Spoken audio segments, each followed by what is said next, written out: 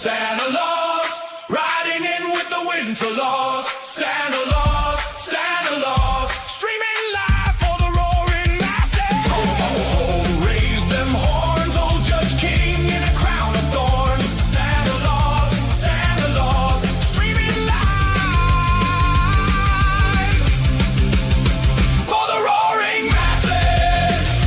Santa Claus, Santa Claus, Santa Claus, Santa Claus.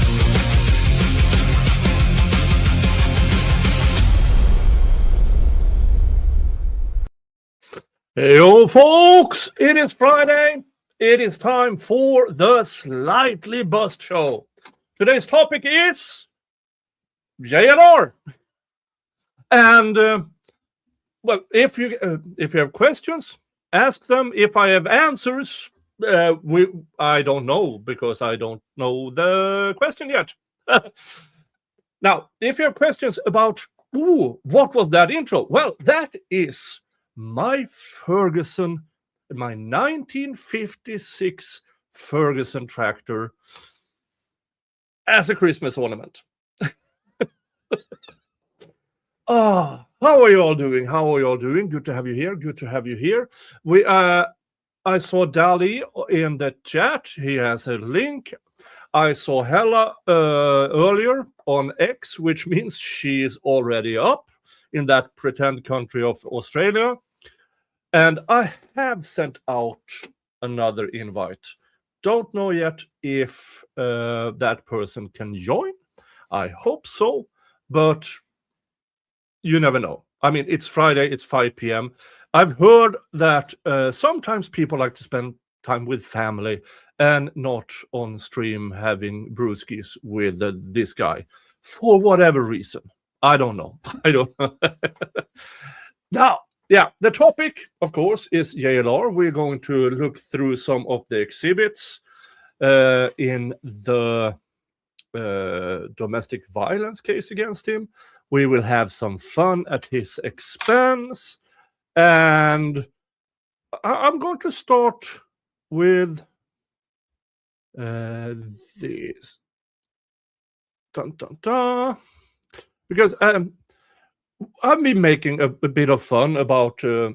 JLR and in the Tucson airport incident where he showed up in the T-shirt and the fake credential and stuff.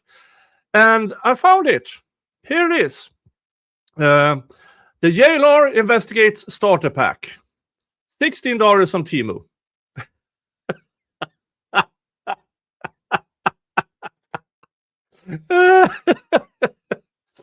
Oh, that is yeah. So if now remove all the 4 decades of plea deal citations and convictions. If you just want to go out making an absolute ass of yourself, pretending to be an actual journalist, yeah, $16. We have the new Halloween costume. Oh, I need to have a ball cap. Should I do that? Should I have a Halloween stream? But I mean, it's hard for me to impersonate JLR. First of all, I'm twice his size. What is he, like 5'7", 130 pounds, something like that? I'm between 6'3" and 6'4", and between 280 and 300. And the between 280 and 300 is depending on which end of the all-you-can-eat buffet you find me.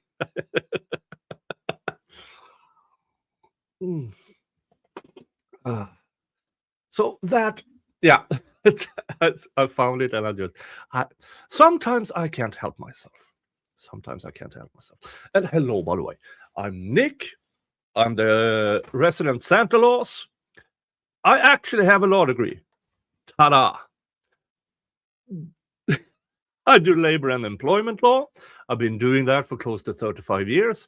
I'm contracted to a union, and I'm really fucking good at what I do. That now when I'm closing in on retirement, allows me to spread my knowledge a bit. So for the past almost 4 years, actually, I've been doing videos and streams here on YouTube. If you just, I recognize that guy from somewhere. Yeah, I covered the Young Thug Rico trial out of Georgia for 2.5 years. So yeah, if you recognize me from something, that would be it. If you are regular here, you will recognize me anywhere. Okay.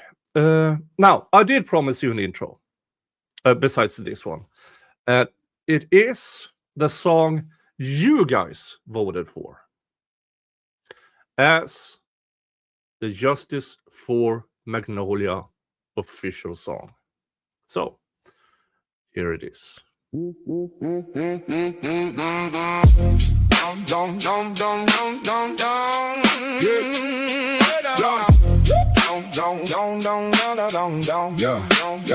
JLR on the roof, moving town to town. Greed in the plant when the papers go down. Fakes one scene, then he vanishes fast. Leaks in the walls and the truth moves past. But Magnolia names keep rising again. All the lies he built start cracking in the ring. Cash in the bag, but the shame stays hot. Every door he locks, somebody got. You can run, you can hide, but the lights still rise. You can change your face, not the trail you made. Justice for Magnolia. Justice for Magnolia. Say it loud, say it plain. All your tricks won't break that name. Justice for Magnolia. Justice for Magnolia. Truth don't sleep, truth don't bend. Every road comes back again. Coast to coast, same script, same grin. Same old hustle with the same old spin. Phones go quiet, but the rumors grow. Every stop he makes, more people know. Old receipts in the wind like dust on glass. What he sold for cash won't ever last. Magnolia's voice in the hands of the brave. Can't bury your name if the truth gets praised. You can run, you can hide, but the lights still rise. You can change your face, not the trail you made. Justice for Magnolia. Justice for Magnolia. Say it loud, say it plain. All your tricks won't break that name. Justice for Magnolia. Justice for Magnolia. Truth don't sleep, truth don't bend. Every road comes back again. No more smoke. No more games, no more spinning other names. What was done sits on your chest, and the truth would do the rest. Justice for Magnolia. Justice for Magnolia. Say it loud, say it plain. All your tricks won't break that name. Justice for Magnolia. Justice for Magnolia. Truth don't sleep, truth don't bend. Every road comes back again.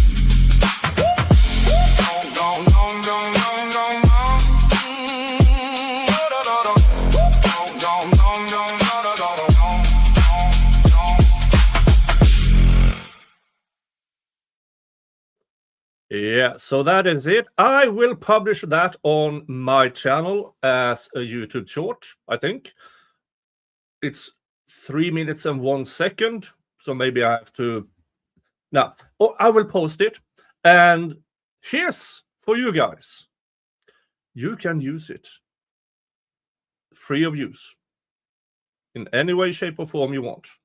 If you do your own video out of it, I will promote it. If you don't have your own channel, you want to, I will publish and show people. So that's a song because you guys voted for it. It's yours. All right. So yeah, this is as I saw both Hella and Dali in the chat. You have the link. Come on. Now, I would understand if Dali wants to keep himself in the chat, because apparently there's a previous lawsuit that he has been added to, because JLR uses proxies to sue people now, which is interesting if that is an argument that will move. That is an argument that the attorneys for the defendants can use, which means that the proxies he's using can also quite fast, quite reasonably be vexatious litigants themselves. Proctologists? No, proxies. Oh, but I mean, he's 50, so it's time. Yada, yada, yada. But I do think they do it by blood test nowadays, but there are old school doctors out there as well. Or if he gets himself into prison again, that might not be a finger. All right. Where were we? Yeah, okay.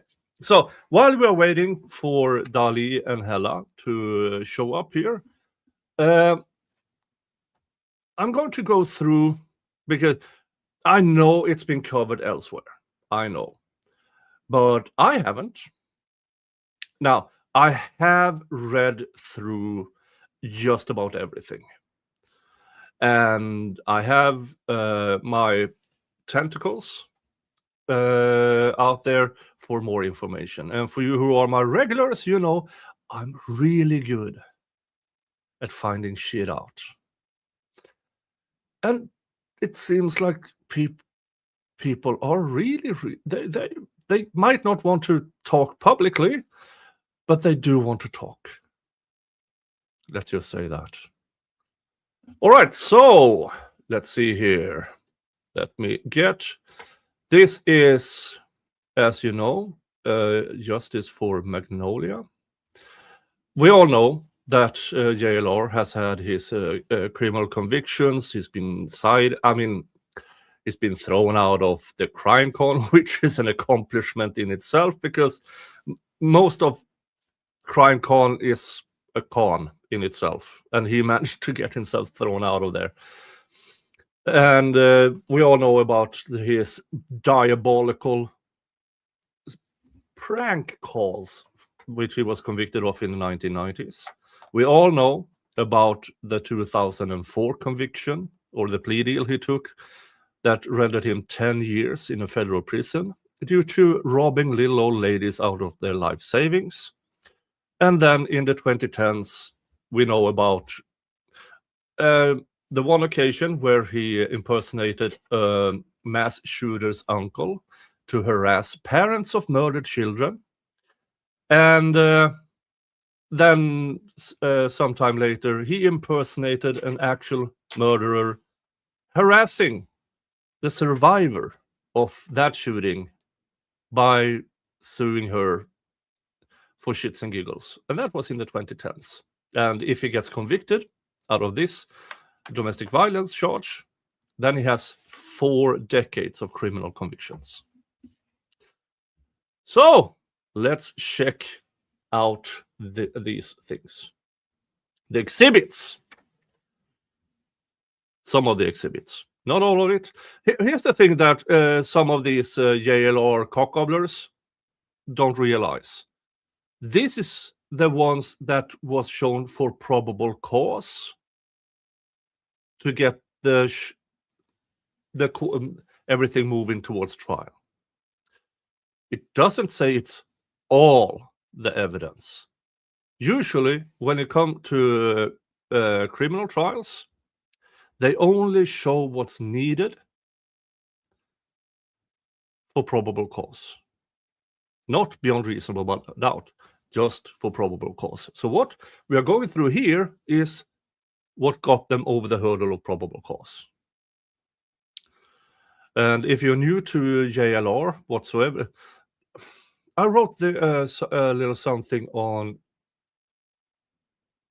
X that I think sums it up. JLR is a crime grifter. I don't count him as a true crime channel or person. He's a crime grifter. With 500,000 subs, so by this crime sphere, that is a large channel.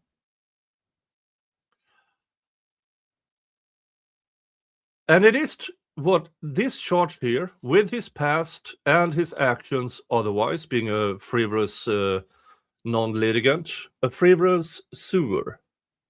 I refuse to call him a litigant because his lawsuits barely, if ever, reached the moment where you actually have to litigate your case.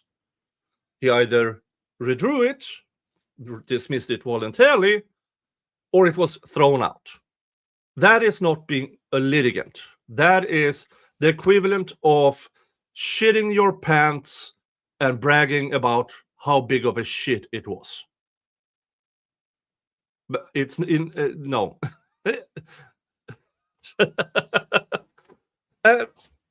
Now, he is entertaining. I'll give him that. He's highly entertaining. But he's highly entertaining in the form of I don't know, Las Vegas magicians are actually good people for the most part. Give me a name of one of these scam psychics on TV. That type of entertainment. You will always have people who believe it, but most of us know it's absolute bullshit. So it's that type of entertainment. Where was I? I got sidetracked here. Yeah. So what we're going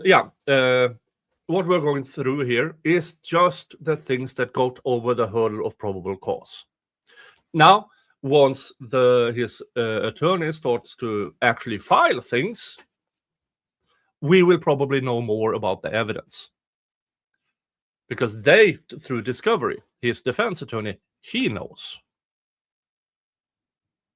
But we don't yet. There might be more that we are not aware of. Just to say that. All right, so let's go through some of this. Respondents November 21st, written communications. But before that, she got dressed, almost. Here she is. Hello, Hella. You're live. Oh, hang on a minute. By the way, folks, how is sound? StreamYard has been an ass lately and changing microphone and everything. I can hear. I can hear her. Yeah, I know you can hear. I couldn't hear you. Now I can hear. Hi. Hi. I was like, oh no, I could hear something else, not you. Yay, Boomer! It's very early here. Yeah, I mean, it's 7 a.m. where you are, right? Or 7:20 a.m. or something like that. Yes, Yeah, I had to do things. I don't wake up exactly like this, like close to this, but not exactly like this. And I had to get my coffee. 7 a.m. I had to do all these things. For me, that's sleeping in. You know that. My alarm clock. 3-hour blocks, Nick. No, my alarm goes. It's 4:15 a.m. Yeah, good for you. Congrats. But then again, I sleep twice a day. I know. This is what I'm saying. You have like a cat kind of schedule. It's very strange. No, I mean, it's hello, not that. Everyone. Hello. Hi. Hey. Hello, hi. Hello. Okay, Nick, you really need to catch up on what the different evidence is for, because what you're looking at the moment, that's not evidence towards a trial. There are separate. There are 3. Oh, I separate thought this incidents. was the things for probable cause. I mean, Well, it's a summary. It might be, but for something else, but not for the one that. So what you're looking at is evidence from the Charlotte incident, and that was but November. yeah, but if I go, these are the texts from. But I also have, I mean, the Magnolia timeline up. So this is Yes. The November 21st. That is for showing the escalation. Oh, absolutely. Yeah. However, what he's being charged with is actually from a previous event. So the one in Florida, that's actually in September. Oh, Yes. really? Yeah, I was wondering, why is he on trial in Florida for something that happened in Washington? No, he's not. And that's why I fully believe that there will be more charges. Well, yeah, I mean, if he keeps beating up his girlfriend, allegedly beating up his girlfriend in different states, shit can get gnarly. There was probable cause established in Washington for 3 felonies on Christmas Day. Yeah. Now, we thought that he would be charged with those 3 felonies. That hasn't happened yet. But as we all know, sometimes things take time. Yeah, it takes time. It takes time also because there's all. Thank you for informing me, by the way. Once there is a current trial on the way, other states, because it's a hassle to get somebody extradited from state to state. Yes. So they are probably waiting for that trial. Thank you. Yes, exactly. We need to have this conversation because, and I'm glad, because it's confusing, and the fangirls, as we call them, the cult, the army, they're all like, oh, but how could that have happened when we're talking about a different one? And how could that have happened afterwards if that happened beforehand? Excuse me. There is a series of events that she is alleging. And that tends to be the case when we have a domestic violence situation. So what happened is that December was the final straw for Magnolia. That was when she escaped, and it was a heroic escape. Yeah. She escaped across the country away from him by plane when he was driving towards their house across the country in a white Jeep. Well, actually, no, he changed cars towards their home. And she managed to get there ahead of him, take that photo in Florida, in their house, get her stuff, and get away to her family in Arkansas, away from him. That was the final straw. But there had been preceding events that she alleges. 2 of those preceding events, one was in September, on the 6th to 7th of September during the night. That is the one that is being tried. Okay. That is it. That's the one where there is a case that he didn't turn up for yesterday. But the one that you're looking at with the text messages. That's November. Okay, I have here from the Magnolia time incident at their home in Port Richey, Florida. Correct. So the reason that is in evidence is because that is from her motion for contempt of their no contact order. Oh. So they have a no contact order, which they agree between one another, a 3-year no contact order. And that is a really wide-ranging no contact order, and you should read it because it means that neither of them can talk about each other on social media. Neither of them can have a third party talk on their behalf. And it has also financial elements to it as well, which protect her mainly because they have a house in both of their names. Now, she is alleging in this motion for contempt of the no contact order that he has breached that. And the way he's breached it is by getting people to act on his behalf to stop people talking about the domestic violence case. Hence the kind of things that we've seen over the last few weeks, like saying, for example, that, I don't know, somebody has tried to commit suicide by talking about him and his friends. That's been since. But basically, how about the whole thing of accosting a person who was reporting on the case in the Tucson airport? You reported on that. Yeah. Right? So all these sorts of incidents that have been occurring, make no mistake, he's trying to stop people from reporting on the domestic violence incident, right? Yeah. So her motion for contempt of the no contact order is her saying, no, I would like to be released from my conditions of the no contact order, and the no contact order should only be on him because he's a stupid idiot and didn't read the no contact order and can't help himself. Right? And I think she was smart and knew that when she had this 3-year no contact order drafted up, that he would not be able to help himself. He would go berserk when people started to talk publicly with their First Amendment right about this case, and he would try to intimidate them from speaking. So that evidence that you're looking at, I referenced in the beginning of my video that is actually part of a motion for contempt of a no contact order.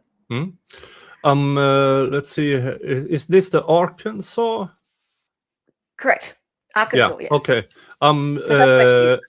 Because I use VPN, so I. Yeah, so do I. Yeah. So case summary, case events.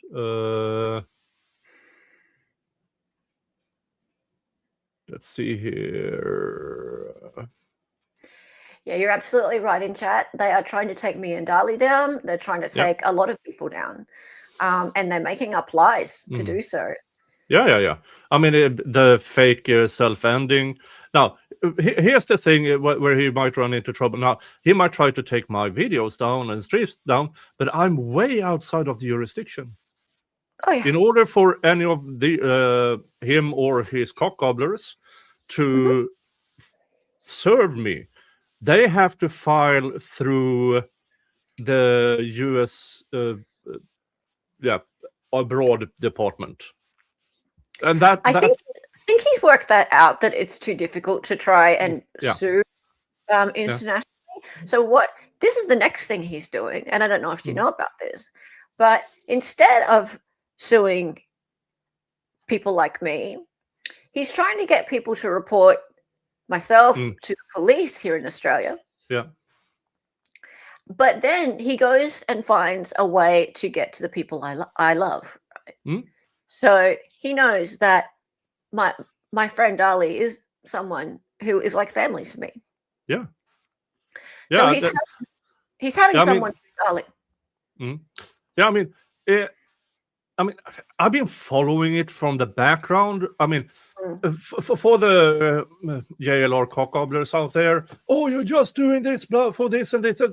Fuckers, I've been watching this for 6 months. I didn't get involved until the fake self-ending bit. Yeah. Then I got annoyed because they can handle themselves. Yeah. But now I got annoyed. I'm not angry. I'm just annoyed. And this is stuff I do when I get annoyed. I cover the case. Yeah. Now, this is the thing. And more people need to cover it now. This is out of control. He has lost it. He has gone berserk. If you have a look at his X account right now, he has Dali's face and full name pinned to the top of his X account like a animal skin. Yeah. Like here he is getting sued, and he's not the only one. There are a bunch of other people that he's posting over and over and over again. This person gets sued. He's like Oprah. You get a lawsuit. You get a lawsuit. You get a lawsuit. One after another after another. He has gone nuts. this dude has lost his shit. Right? He's like, stop talking about me, all of you. Yeah. And here's the thing. As I said earlier, he's a crime grifter because there's nothing true crime about him. He has 500,000 subscribers, everything in his past and the current. That's true crime. That's news. That means coverage. And it's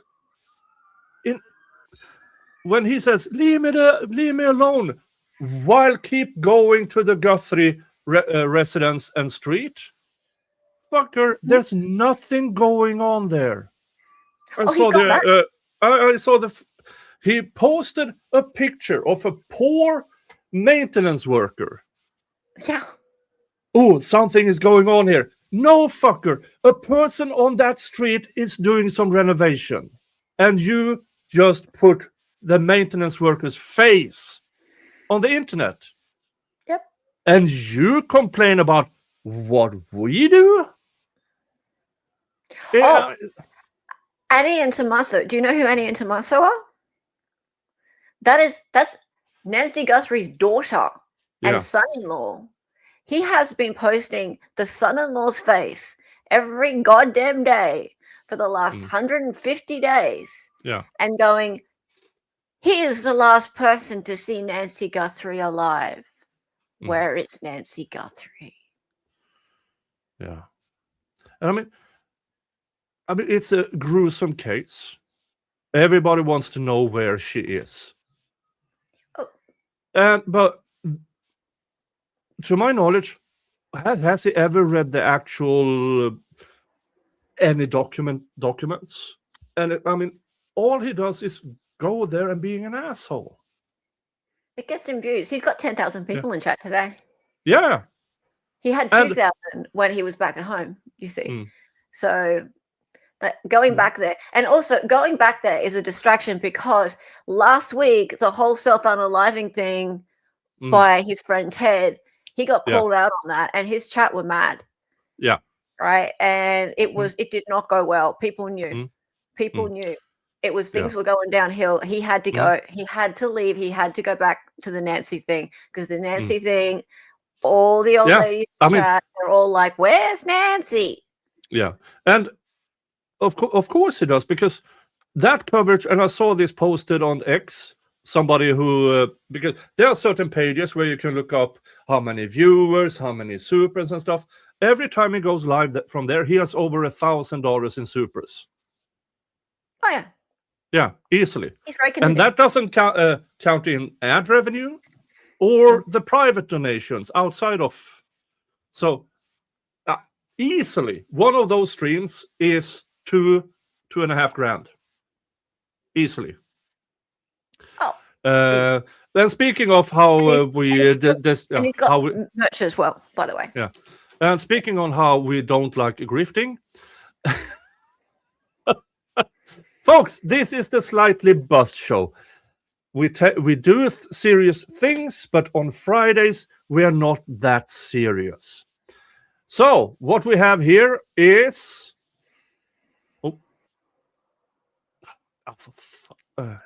I'm a professional. Hey, Gigi. On Fridays we have, what the fuck is going on here?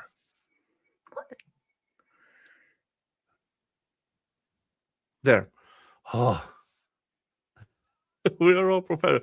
On Fridays, we have the Wheel of Regrets. With different things that will either pain me today or tomorrow. And as first and best Gigi, my first and best moderator, direct individual $50 via Super Chat, gift memberships, PayPal, or buy me a coffee. And you pick my poison. A combined $50 gets a spin on the Wheel of Regrets. So some Fridays I do this because it does cost a little bit to run this channel. Most of the time I'm doing fundraisers. Yes. And in which I donate. Well, first of all, nothing goes through me. in those fundraisers. It always goes to GoFundMe or Gives and Go. And the ad revenue, and supers I get, I will donate because I don't want to make money when I'm fundraising. Today is not one of those days. Okay. Well, when you said nothing goes through you, I was like, except the habanero sauce. Well, yeah. So, what do we have so far? We have 10 euros via Sarah. Thank you so much. We have 10 euros via Rick. Thank you so much.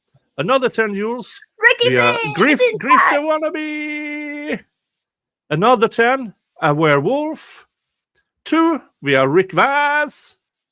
Hey, And hey. 200 euros via Nicola. Thank you so much. 200 euros via Unicorn Rancher. Yeah, I'm not entirely sure what that boils up to because it's euros, and I'm not sure, but that's for people on mobile. But we have other things that is more easily to calculate. We have Mortimer. Thank you so much for your $10. Oh, no. Do you know who Mort is? No. Man, you haven't been watching. We've got Mort, our third. I'm watching. I don't. If I read the chat, I can't. I'm very. No, our channel. Okay, so Dali's got a new pet. No? Actually, he's got our friend Mort. Actually, he might bring him on if you sent Dali a link for Mort, then Mort might come on. So, Yeah, Dali has the link. You can send it to Mortimer. Good. Mort. This is Mort's brother. Oh. Because he has like 60 brothers and sisters, and his mum ran out of names. But yeah, Mort is Mort's a javelina, and javelinas hang out in Tucson, like in Arizona.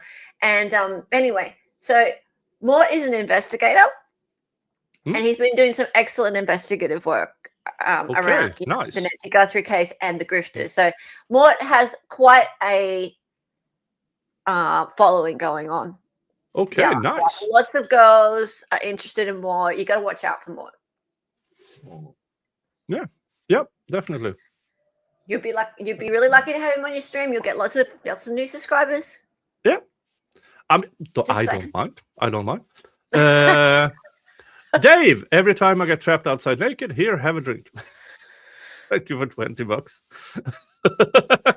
And Dave has also been a member for 22 months. Hella and Dali sitting in a tree. Yeah, he's such a shit stirrer. They're just jealous. Rick Mars, thank you for bringing attention to this topic and the slime ball. Thank you. Okay, can I tell you about Ricky for a minute? Oh, sure. Ricky is also a regular on our channel, and also now a mod as well. Now, Ricky is actual on the grounds journalist in Arizona, and he has had to deal with some rubbish from Jonathan Lee Riches and his cohorts. And I was going to say that we're so pleased to have met Ricky and to made a friend in Ricky. You know, occasionally, Nick, sometimes in this stupid streaming world, you just meet somebody and it's like, I can't believe we haven't been friends for years. It's so weird. Like, Ricky is cool. Ricky is just the real deal. He's so cool. He's such a smart guy.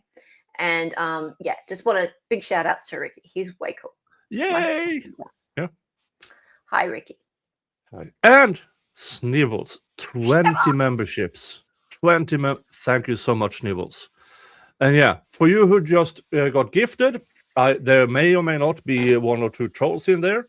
But I mean, then they will actually see for themselves, I do more than this case.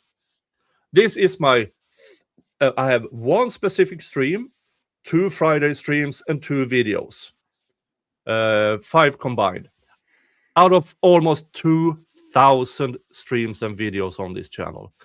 Yeah, I cover other things. But thank you. And you who just got gifted memberships, you now have access to all my members only content. You will have early access to my videos, and you have your own emojis here on YouTube. Yay! And thank you again, Snivels. Thank you. And Mortimer. I grew jealous of my brother's notoriety. Ah. Yeah, well, I can't blame you. He's very popular with the ladies. But thank you so much. And it beeped in the background. So let's bring them both on. Here is Dolly and Mort. Hey. I can't believe it. Oh my god, is Mort really here? I'm starting to get starstruck. Oh, hey, Dolly. Hi. What is that? Oh, no, now I get it. No, the picture right, from Dolly. the press. No, and and the press pass. Mort's press pass. And why does he have a Burger King hat? Is also why you're wondering. Yeah. Can we get the screenshot of yesterday? Oh. Let's see if I can find it. Do that. See. Yeah, but Mort were you here when I showed this? Yeah. No. Mort doesn't get those ones. Like he gets the real ones. Like Mort doesn't go for that cheapo stuff. No. No, absolutely not. Absolutely not. We'll show you why he's got the Burger King on. Snivels justice for the PP tent. I should get my PP10 out. Yeah, Dolly's got a P10. Actually, it's Mort's. Yeah. Oh, it's Mort's. Oh, Yeah. oh, he has one of these cat litter tent thingy. Or... No. The P10 is part of the whole thing that happened outside Nancy Guthrie's house. So I'll show you. They set up an actual P10. They set up a P10. They did. Dog Mama, thank you. Hi, Nick, thanks for having Halla and Dolly on your show. Mort is a superstar reporter. Yay. For you who don't know, I have known these two fuckers for years. Yeah. Yes. Now, Dolly only remembers the last year of it.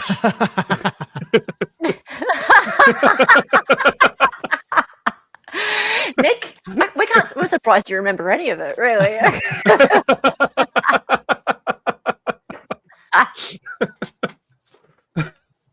Now, I can make fun of Dolly in good faith because he will rib me back if you're doing bad things, if you're doing things I don't approve of to Dolly and you're not a friend of his.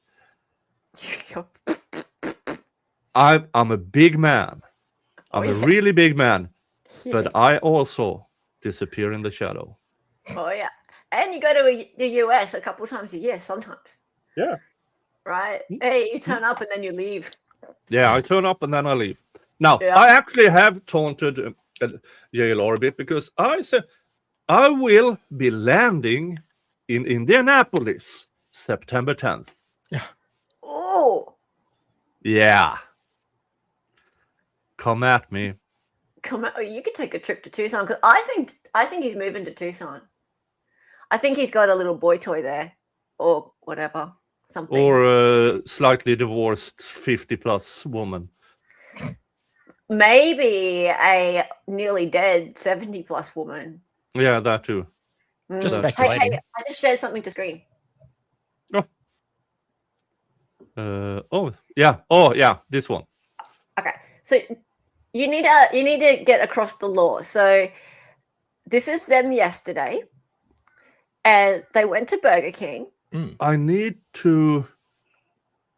I'm covering my own face with my own logo. You need to fix that. There All you right. go. So you need to understand who the people are around him, right? So I know the fucker on the left. Yeah. That's Oh, you know the fucker on the left. yeah. That is the guy who chose to tattoo in a permanent neckbeard. Well, Correct. And he's also the one who has been harassing Dolly. And I mean harassing Dolly and his mother. yeah, and Yes. Ricky and many others. And many others. He has been calling and texting, emailing, threats of violence and death to dozens of people, day and night, for weeks.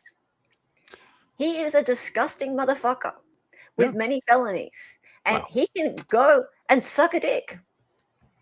That's the guy on the left. I can. I speak very highly of him. That's just. Yeah. He can go go and suck a dick. He is a fat, lazy motherfucker, and he's a pussy, and he sits in his apartment. Actually, it's not even his apartment. He sits in his daughter's apartment, the sofa of his daughter's apartment where he lives, because he has no job and no life. He is 54. He has several felonies, no job. He is making no money. His channel has been demonetized, but he blames everybody else for that. Yeah, of course. Got my channel demonetized. No, you called Brian Netton and FAGGOT. That's why you got your channel demonetized, you idiot. He's being kicked off X, and he blames everybody else. And that's the hallmark for people who are still in their past. I mean, for instance, you know that the JLR cockgobblers are always, that was so long ago. Yeah, but why do they still act that way? And as I call it in my from white collar to red collar, where I explained how that the JLR escalation of alleged crimes, a bunch of prior actual convictions and plea deals, and the current one from white collar to red collar. Because going from white collar crimes, the non-personal crimes, to what he is accused of now is a shift that is not usual. Yeah. And it never ends good.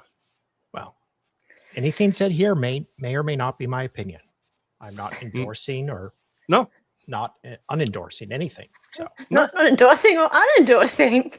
Yeah, I'm just a guest. Yeah, he's just here.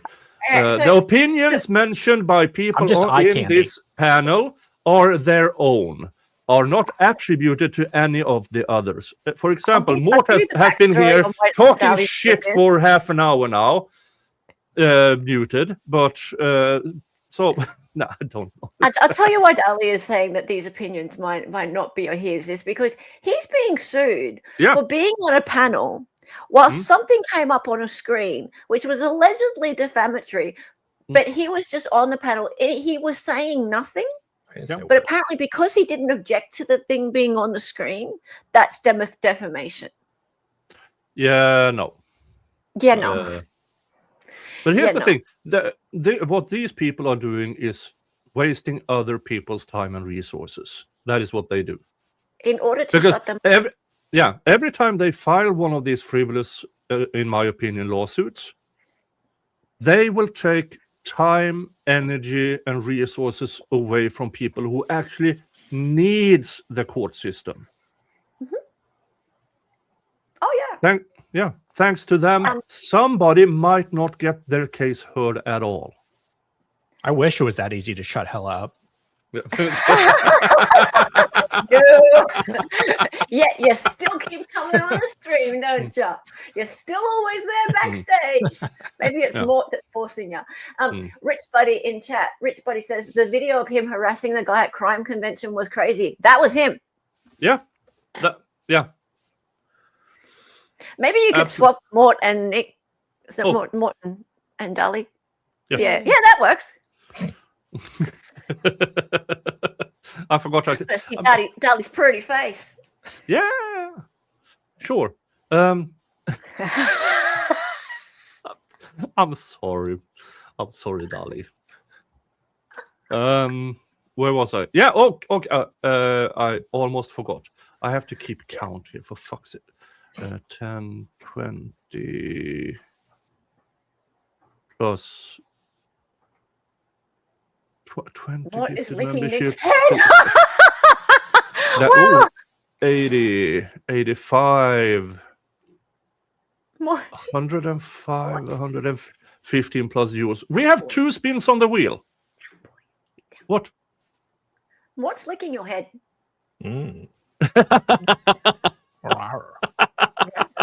We have 2 spins on the wheels of regrets. Thank you, folks. Thank you. Add to stage. Add to, for fuck's sake. Oh, I have to remove the other one. We are all professional, but I don't have an. Oh, that one. Remove that one. Add that one. There it is. Huh? The wheel of regrets. Let's see what my poison will be.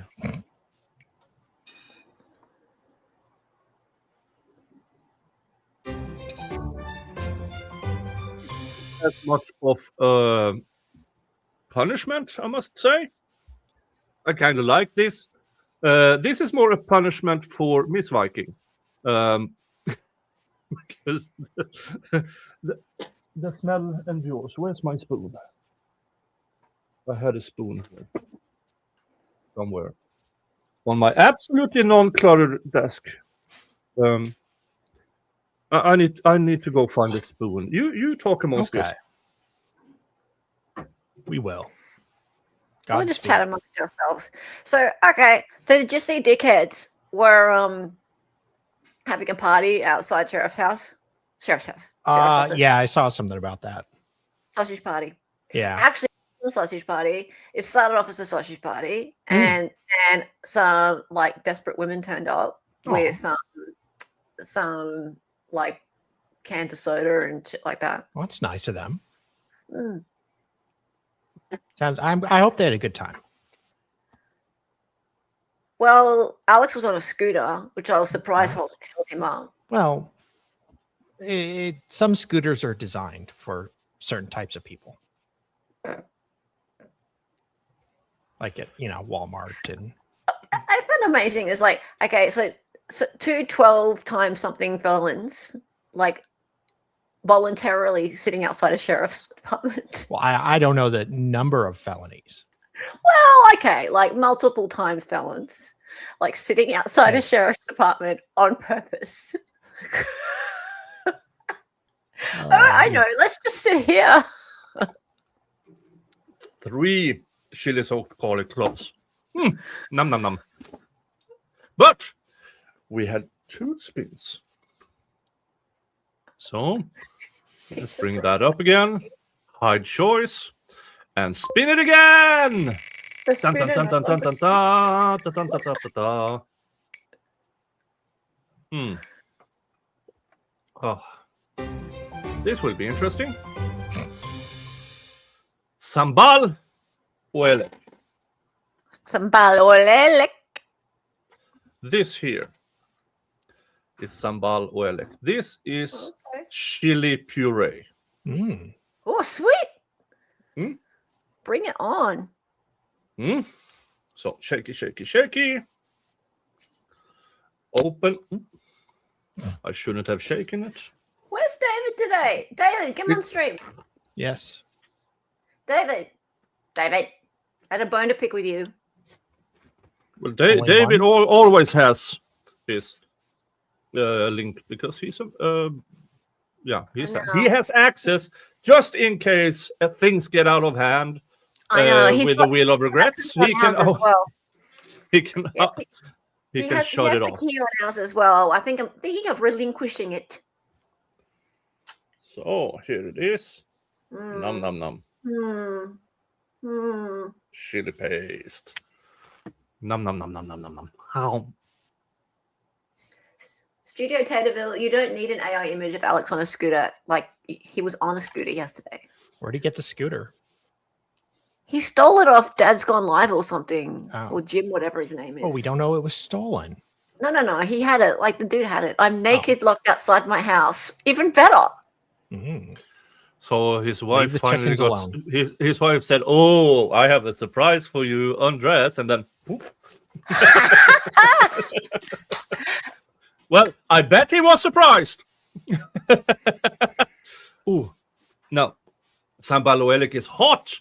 But it's not hiccup hot. Hiccup hot is 8 out of 10. Hiccup hot is this one. I love it when you get hiccups. Yeah. It's the best. Which is this here.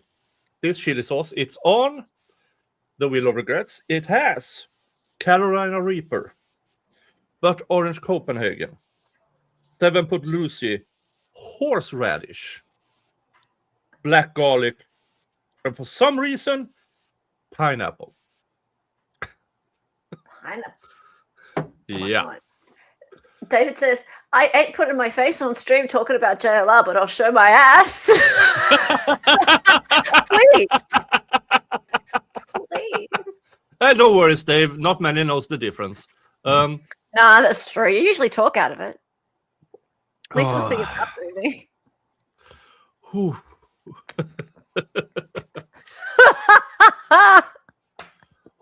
This is building. Ooh.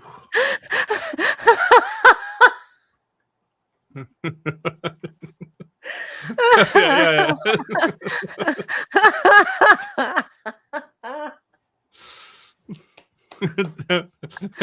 Don't you always show your ass? That chat is relentless against poor Dave. Dave, don't lay it up if you can't handle the smash. No.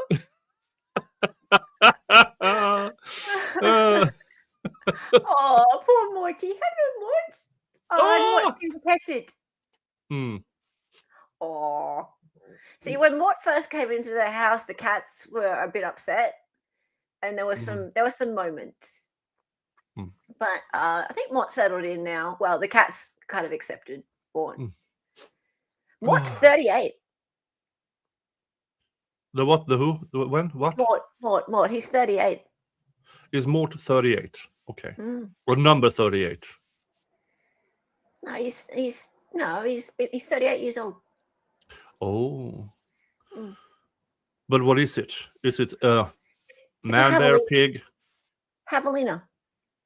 A who? I didn't know what a javelina was either. Thank you. Right? So Google it. Okay, so javelinas are little pigs, and like they're javelina, right? Usually spelled javelina. Yeah, javelina. Yeah. And it's not a pig.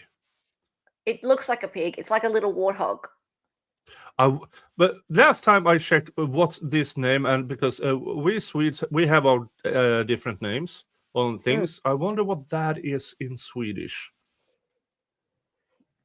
I don't know. I never heard about javelina until like the Nancy Guthrie case, and all these streamers were hanging around outside Nancy Guthrie's house, and they're like, "Oh, look, there's a javelina." I'm like, "A what? A what?" And so anyway, yeah, there was a picture of one. I was like, "You guys have those things walking around?" And then they're talking about like coyotes being around and stuff like that. I'm like, how are people scared to come to Australia when you guys have shit like that? Like, you guys talk about Australia being scary. You've got that. You've got bears. Okay. The Swedish word for javelina is belly button pig. What? Yeah, belly button pig. Belly button pig. Yeah. Oh, interesting. Yeah. But do you remember that very unique Australian animal? I checked the translation for it, and it was absolutely... the bilby. Yeah. Yeah. And you found out that it was a what? Well, let's see. Bilbies are really cute, though. Belly button pig. Yeah. Let's see. What was the word now? Bilby. B-O. Bilby. Because at Easter we have Easter bilbies. They're little marsupials. They're really cute. We have a lot of cute animals. People diss our animals because they say that they're like evil and mean, but we also have a lot of cute ones.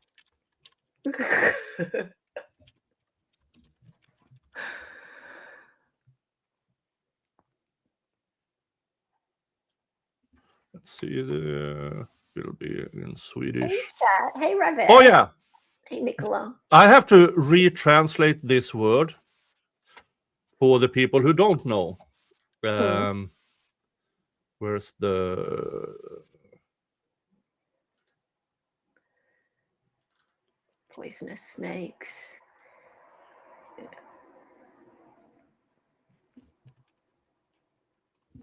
For fuck's sake.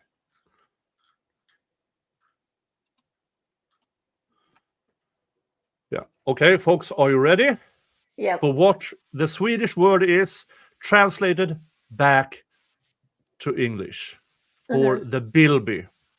Are you ready, folks?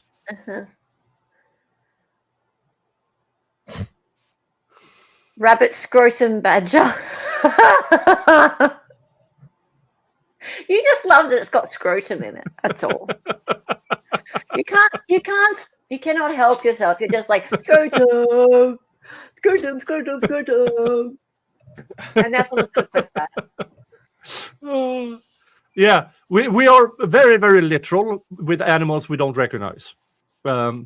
Fair enough. Scrotum. Scrotum, scrotum, scrotum.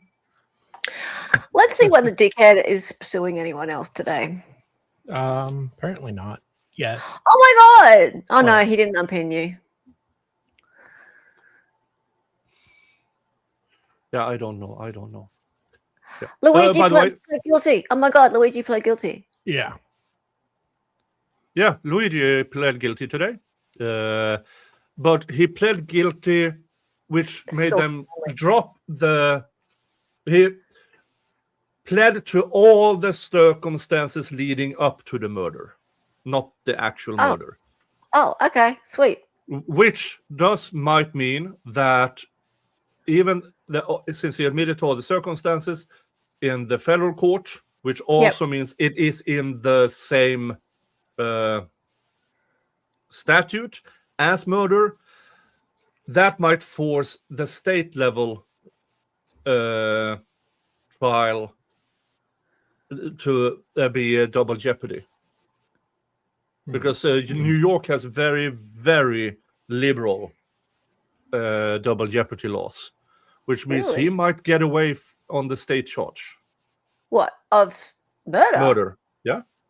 Really?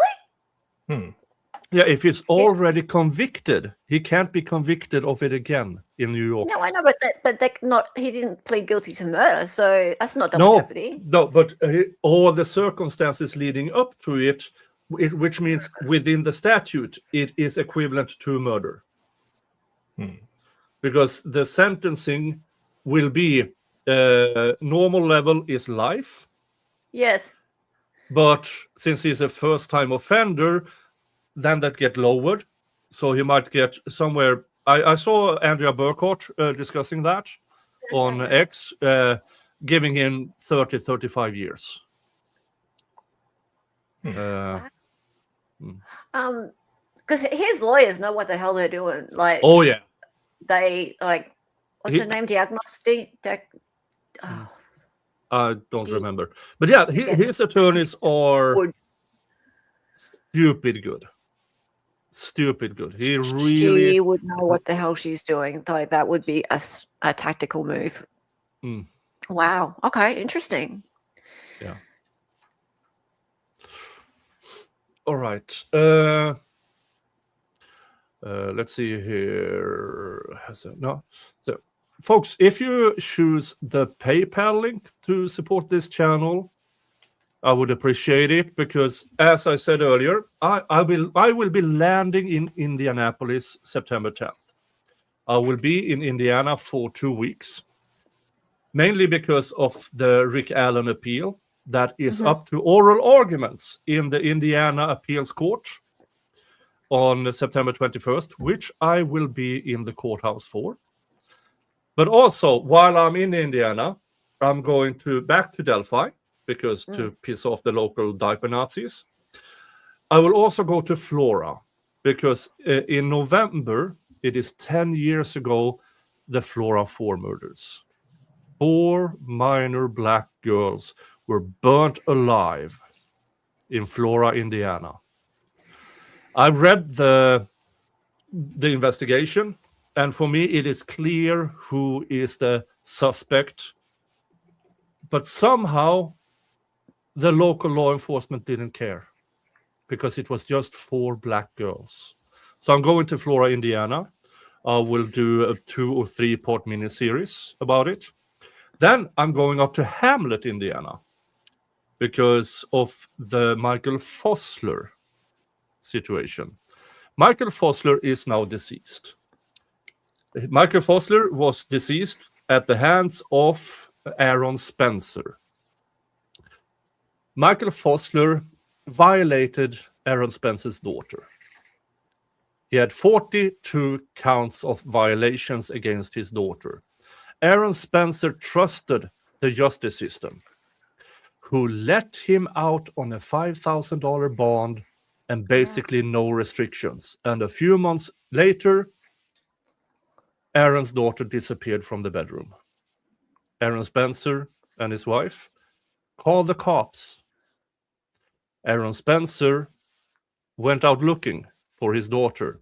Aaron Spencer found his daughter in Michael Fosler's truck, got them off the road. Argument ensued, and he emptied his magazine into Michael Fosler. Aaron Spencer is now, he cannot be charged. They tried to, but the judge determined the amount of fuckery from the prosecution, said, no, we are dismissing this. So now Aaron Spencer is running for local sheriff there in Arkansas. So why am I going to Hamlet, Indiana? Because Michael Fosler was a police chief and school resource officer in Hamlet, Indiana in the late 80s and early 90s. There are victims up there. Michael Fosler has over 40 years of victims, and nobody did shit because he used to be law enforcement. So I'm going to Hamlet, Indiana, and I'm going to find shit out. Hence the PayPal. If you want to support my journey, and not in the way JLR does, I actually investigate. Yeah. You can support directly via PayPal, because what's coming in through PayPal is going 100% to that. You should change your name to Nick Investigates, because if you don't have the word investigates in your name, then really you can't call yourself a real investigator. Oh yeah, sorry. But I just changed it. I just changed it to Santa Claus. I know, I noticed that. It's cute. Yeah. Hey, I've just shared something to screen if you want to watch it. Say no.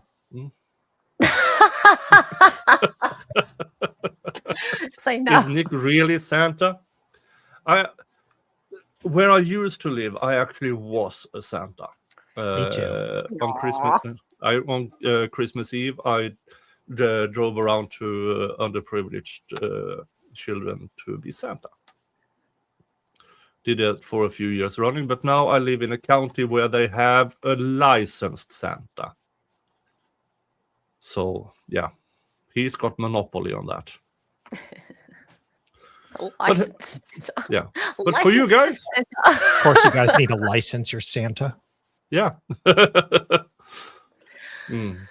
Mm-hmm. All right, folks.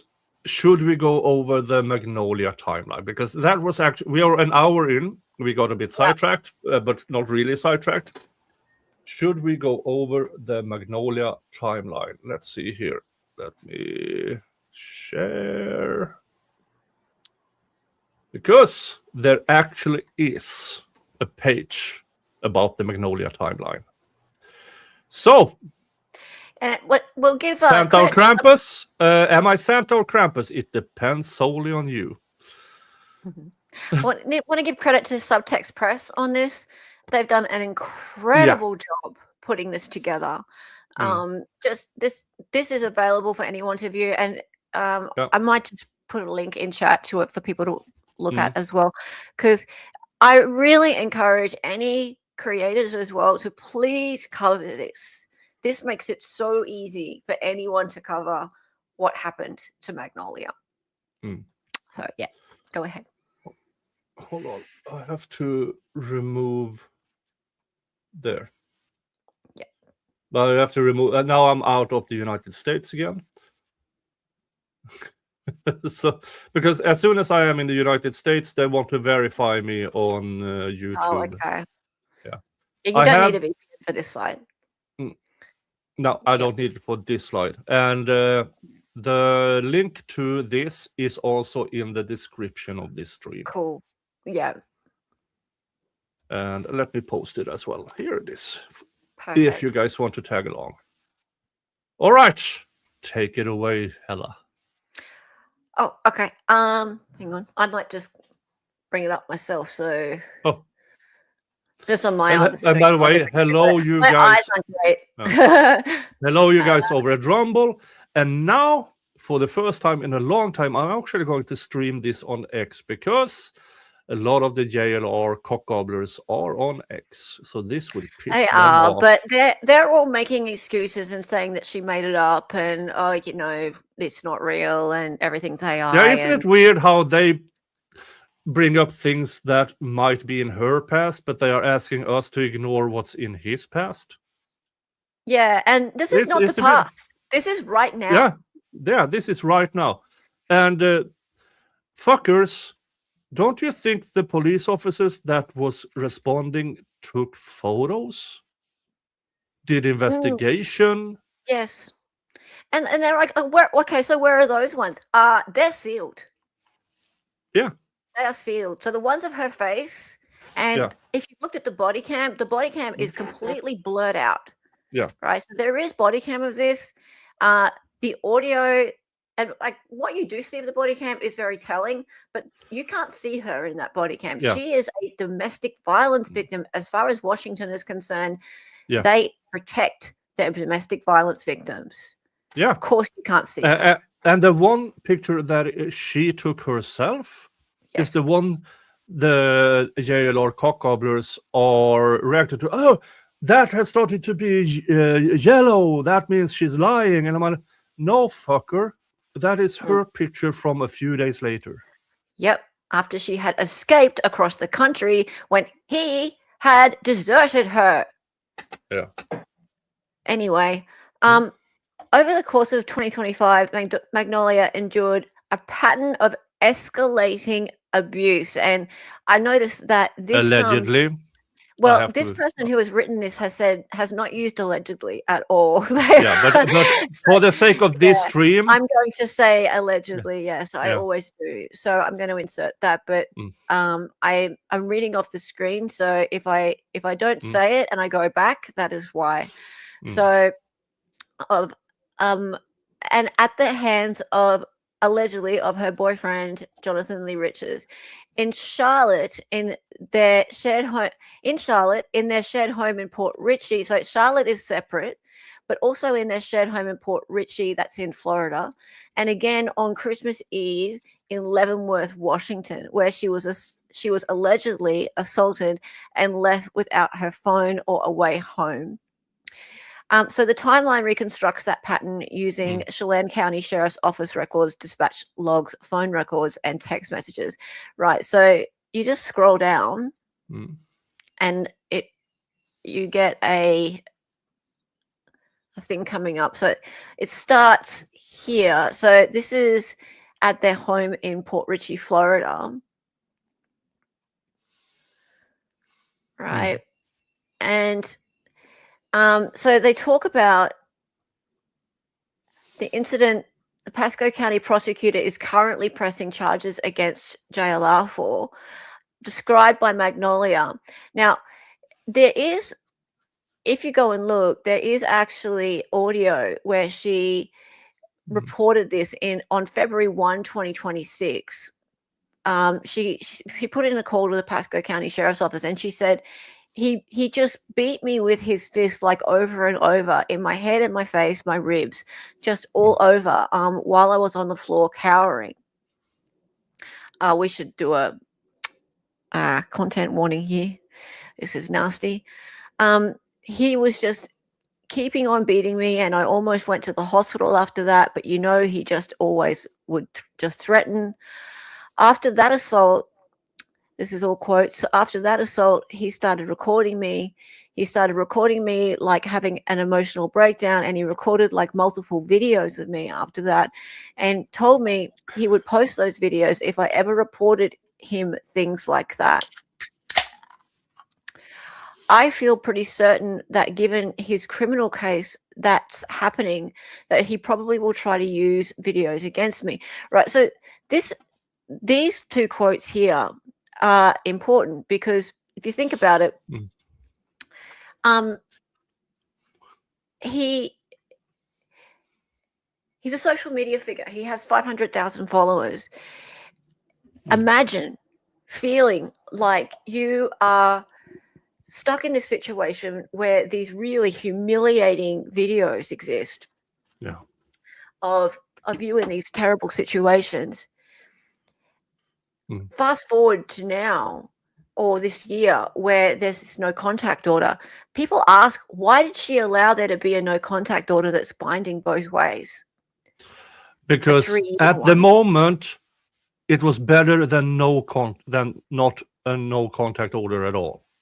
Yeah, it had to happen, and it had to happen quickly, right? So, and speaking of no contact, he's dressed. It's Dave. Hey, I'm here because Hello requested me be here, and I'm curious as to why. I don't know why. You said you had like a bone to pick with me or something. Yeah, because you're being a dick. Well, you might not like what I have to say about this whole situation, ma'am. Also, I want to put out there publicly that once the lawsuit is resolved with Salvador, I'm going to commit to doing an interview of him about it and then never do it.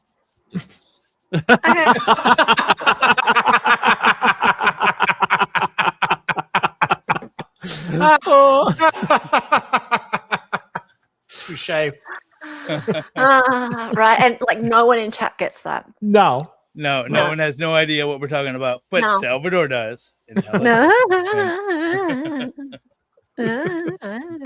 Sour grapes, Schadenfreude. I'll put it on my list. Yeah, put it on your list. Yeah, the check is in the mail. Who wrote this document, by the way? This here is Subtext Press. So this is a separate website made by a journalist. I can't name the person who does it, but this is all from public records. So so these are like police reports, statements to police, video interviews. Yep. These quotes are from her calls to a non-emergency line on February 1st, 2026. Okay, here's my first question. Why call a non-emergency line? But this is not at the time of the event. Yeah. Okay. This is after the fact reporting. Okay. Was there an emergency line called at the time? Of the event? On like that's yes. Okay. Number let's see, because this is the September. So no, to my knowledge, there was not a call in September. We don't know. And nothing that has been released, at least. We have very little about the September event. Has anyone FOIA'd it? No, because it's not available to be FOIA'd. It's all in discovery at the moment. Like they're going through. I mean, it's part of an ongoing investigation. Yes, okay, that's folks. For you who don't know, I've been by my regular viewers when I have people here. For fuck's sake, Nick, introduce them because somehow you might have missed out on who these people are. Dave, who are you? I'm a lawyer that's been working in a very hot garage for the past several hours in between running back and forth to the bathhouse, which I didn't realize the house is locked when I jumped in the outdoor shower. So, so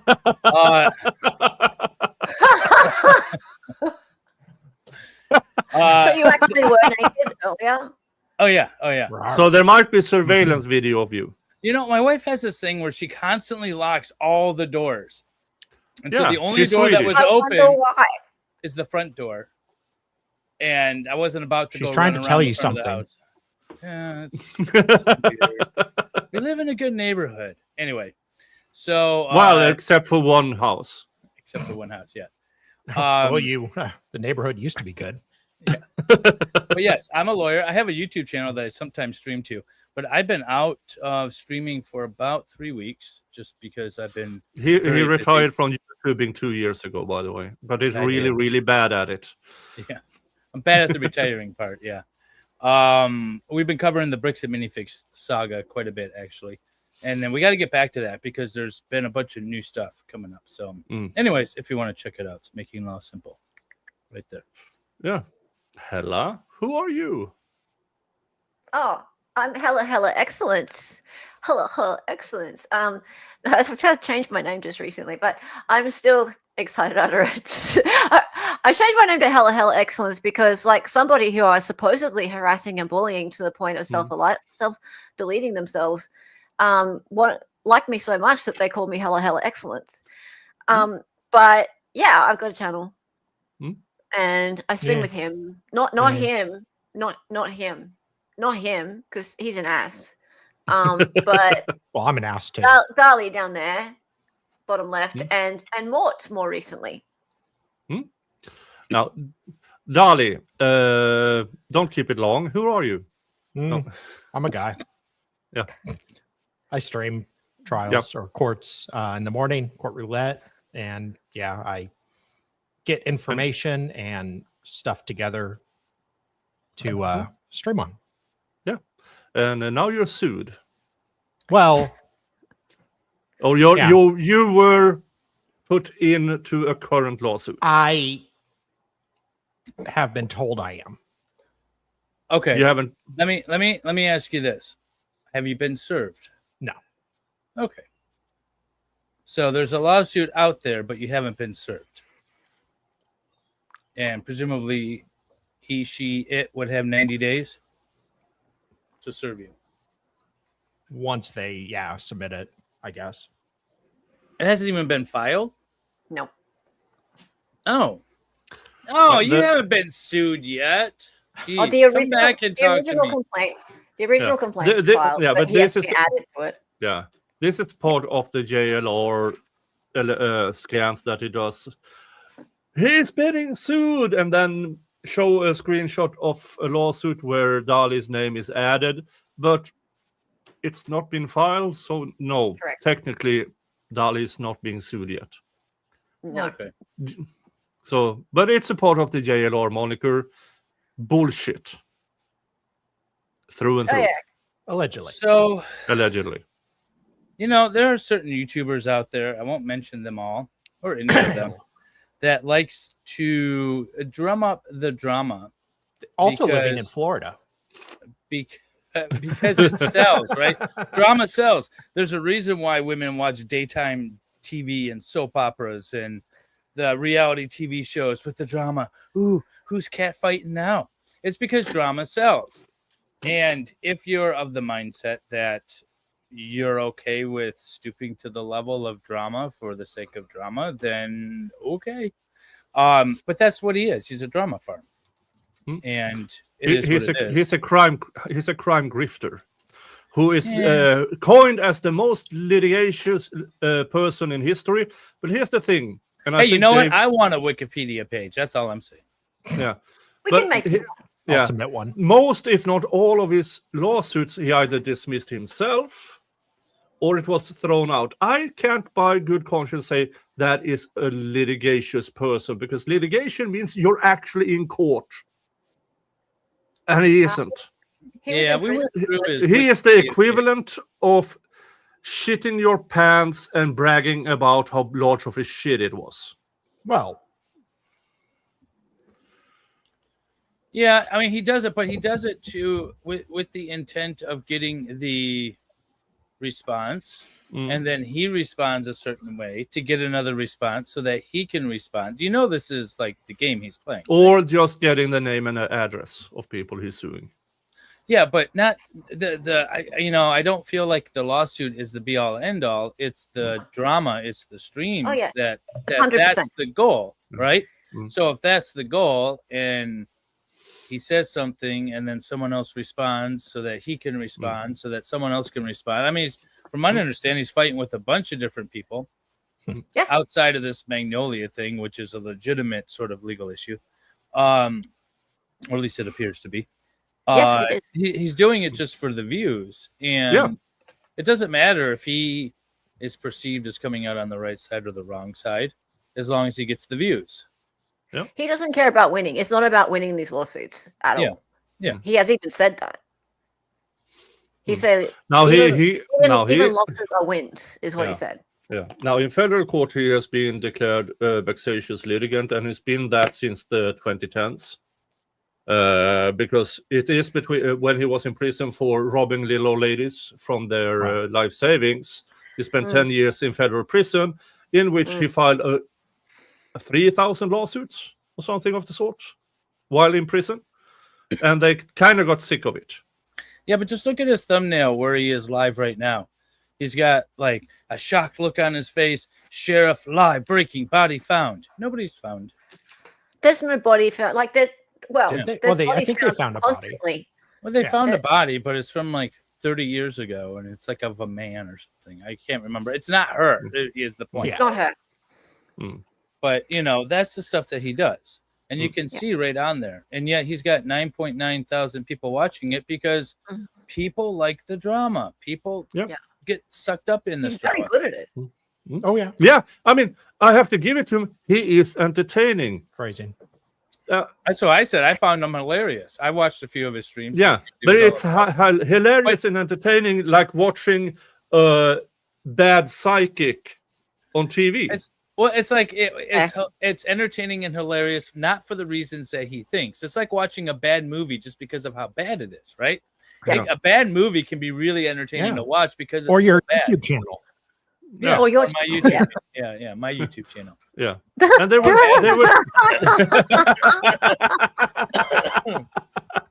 yeah, but he I don't think he cares as much about that because he's making a ton of money doing it. Yeah, that's all he cares about. Because I mean, he's not making a ton of money. He's probably with $9,000 or with 9,000 consecutive views. He's probably pulling in maybe around 3, 4, 5 grand a month. What? No, Dave. He has regularly over $1,000 in supers each per stream. Per stream. Okay. Oh yeah. Not counting what they give to him in PayPal. And I was just going off of views. Yeah. But I wouldn't mind $300-400 per stream in ad revenue alone. Yeah. I mean that's clearly why he's doing it. I mean, he found a niche. He found a niche and he's sticking with it because this time he doesn't have to rob little old ladies out of their life savings. Wow. It was funny. When I was putting together the True Crime Wine Moms video a couple months ago, I was working with my sister-in-law on it, and she was and I had mentioned JLR. And she's like, "Oh, I watch him. He's covering the Nancy." I'm like, "Oh my god, don't watch him." but she just watches him. It's just Nancy Grace. Did you? Nancy Grace, not Nancy. In one of her latest streams, she had on an X. Did you see that? Nancy Grace in one of her latest streams, she had on an expert regarding a topic where she thought she was wrong, and he absolutely annihilated her. And all of a sudden, in the middle of his rant against her, no, you're wrong, and this is why you're wrong. All of a sudden, here's commercial. Yep. And then he was gone. Yep. Oh, that was so funny.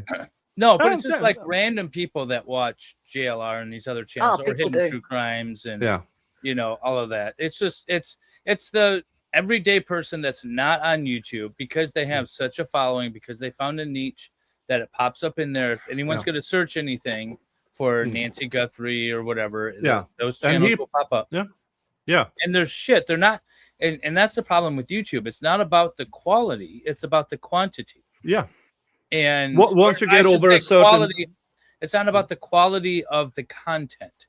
It's like a polished video, and a lot of them will do a lot more, or will get a lot more traction, even if the facts and the information is complete BS. And that's the problem with YouTube. I mean, a decade ago, a lot of people got a lot of views doing, let's sit in the car and scream at something. and the, JLR is just the development of that. Well, you can get views. I mean, look at PewDiePie. He started out at screaming at video games, and then he became almost a fucking billionaire. I think Salvador should turn into an IRL streamer. Just go around and harass people.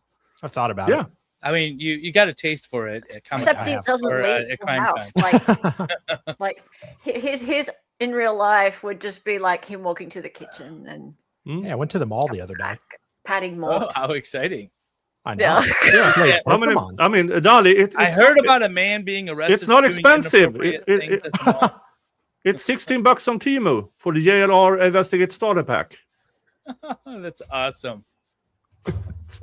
That's awesome. Oh, yeah. But should we go back to the awesome? That's awesome. Oh my god, I want that.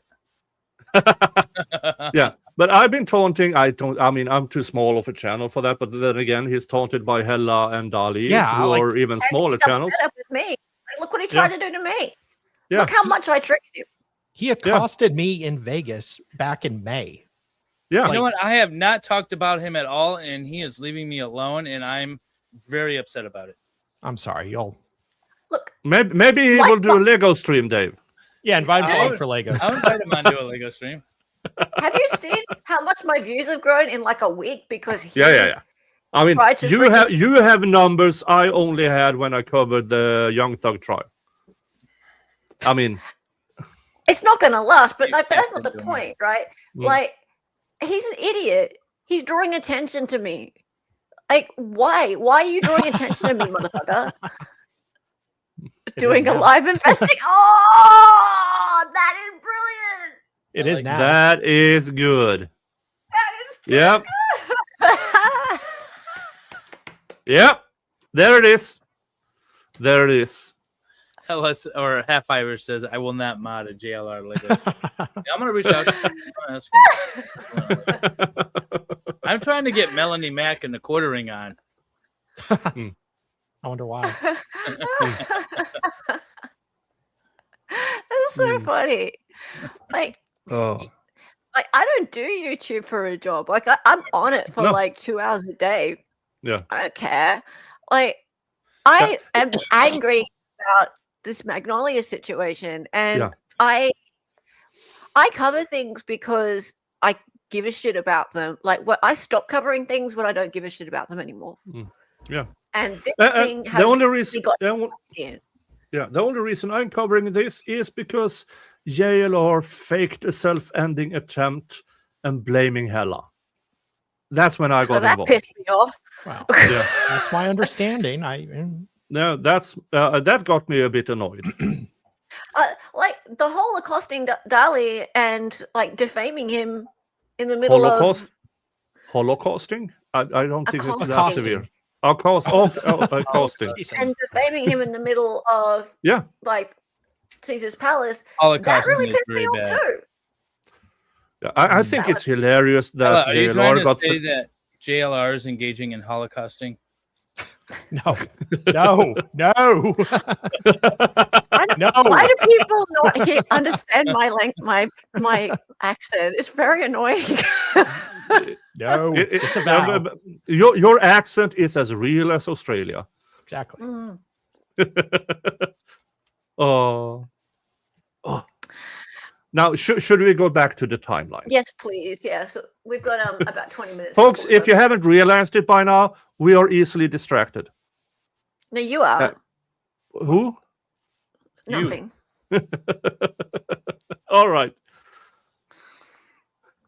Oh, okay, so yes, sure. All right, so those are her her talking to a non-emergency line in February about something that happened back in September, and that's part of the evidence that will be used for what he's being charged with right now. So that am I allowed to push back on some of this as a defense attorney? Look, go for your life. It's just try and keep up with what the incidents are, because there are separate incidents but I'm automatically suspicious of somebody who makes a report 4 months after the alleged incident, right? Okay, Yeah. I'm gonna, can I push back on you then, please? Yeah. Right. So this woman escaped from her alleged abuser in December to her family in Arkansas after months. So she left him in December. Correct. Yeah. So it happened in September. She left in December and made the report No, in February. it started happening mid-year 2025. Right? Started happening. It escalated. Allegedly. There were several severe incidents. One of them was September, another was November, and the final one was December. The December one was in Washington. That was when she managed to escape in a plane back to Florida whilst he drove away from her in a rental car, allegedly. Well, And she got there ahead of him. Can I finish? Yeah. Sorry, I'll just finish this so he can get it across it, right? Mhm. Allegedly got back to Florida, and at that point, she went to Arkansas, and that was it. Final. That was it. Done.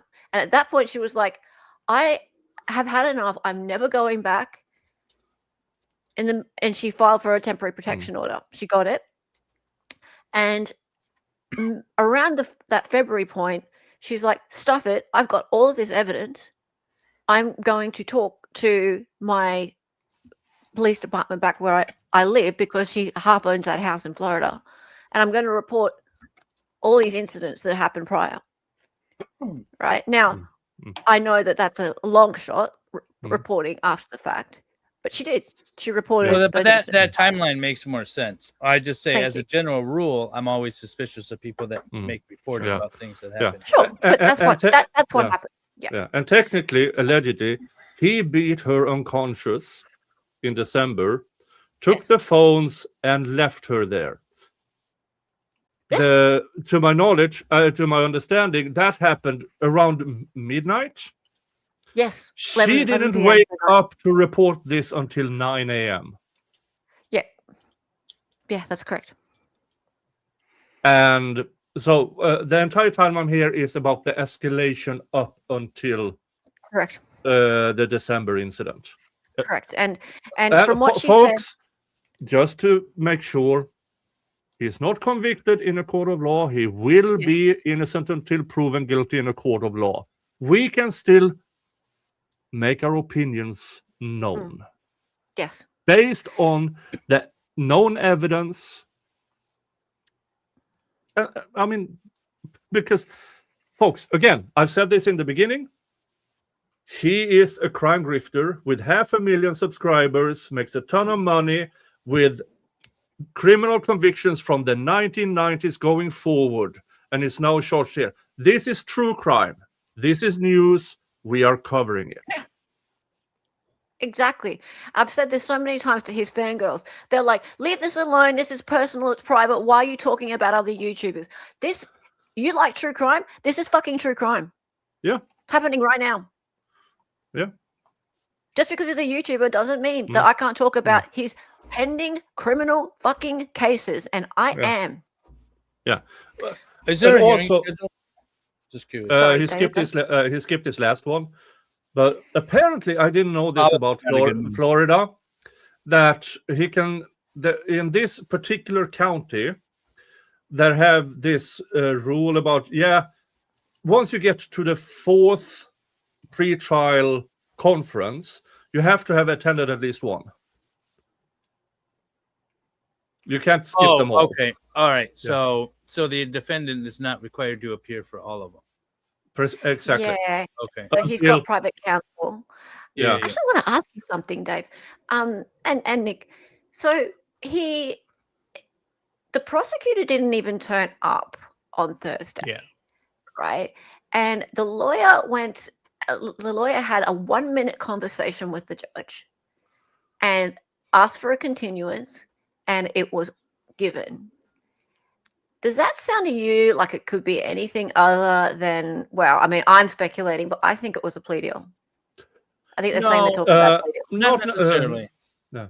Well, the reason I'm thinking that is because things like discovery and stuff like that, they all usually take more than that kind of amount of time to talk about. If I might, Dave can say I'm wrong, but probably the defense attorney already told the prosecution, this is what I'm going to do. So they didn't even bother showing up because it was not necessary for them to show up if all they were doing was ask for a continuance. So generally, the pretrial conferences are an opportunity for the court to be apprised of where we are in the case. We're getting ready for trial. Is there any discovery issue? Has discovery been, provided? Is there any plea deals and things like that? If the parties are on the same page and the court has been properly advised, then there's no reason why it can't just be adjourned.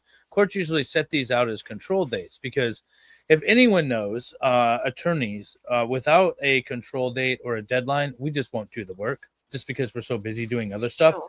So the courts will set these up. And if it was a 1 minute pretrial with just defense counsel, without the defendant, without the prosecutor, the court was probably aware of this, or at least the defense attorney walked up and said, hey, I emailed the prosecutor yesterday. He's not going to be here. My client's not going to be here. We'll all be here for the next pretrial. We don't have a resolution yet. That's probably what happened. Okay. Well, we're getting the audio to confirm, but I just thought that's probably what you're going to get. Yeah, that's probably fine. What you're going to get. Yeah. And folks, this is just curious to me that was so short. Yeah, go. Yeah, and folks, this is the difference between JLR, a crime grifter, and here LawTube True Crime. We actually answer questions. Well, because we know the answers, or at least can assume the answers based on actual experience. Yeah. Well, he is off right now in, where is he? In Tucson? Yeah. Posting pictures of regular maintenance workers happening to be on the street while saying, I don't know what's going on. There's a maintenance worker here. You want me to pull up his live stream? For fuck's sake, no. Don't even threaten with that. Now, I can threaten my chat with playing Nancy Grace to them until they give me enough super chats, but I will not ever in my life have JLR. And no. Really? No. It's very amusing. Yeah. I would go on tour with Nancy Grace before having JLR on my show. Oh, okay. Yeah. You're missing out on some great burn time. I do have certain standards. And to my knowledge, Nancy Grace have yet to beat up her partner. He's just sitting in his car. Yeah, he just sits in his he sits in his car. He goes, hey everybody, come on in, breaking news. How about Ted? Yeah, what about Ted? Depends. I would love for Ted to come clean. Oh, wouldn't that be nice? Yeah. Wouldn't that? Okay, so I've got breaking news about Ted. But really? He's apparently going to be in Tucson on the weekend. Next weekend. Oh. He can't help himself. He has to get to Tucson to be with his buddy.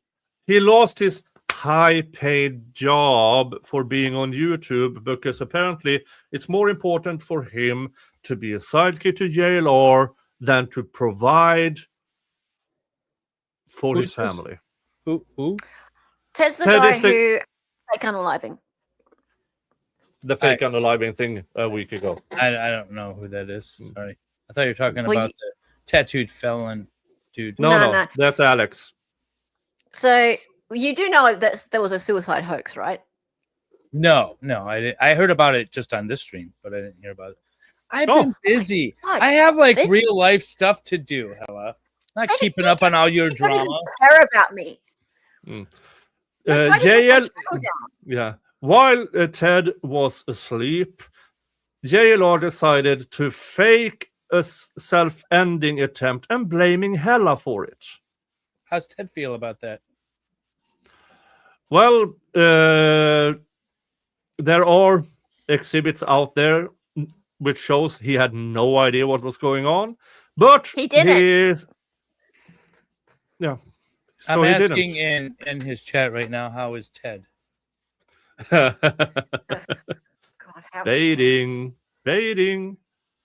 Yeah. But let's this is the topic. We got sidetracked again. Yeah. Ella, Okay. take it away.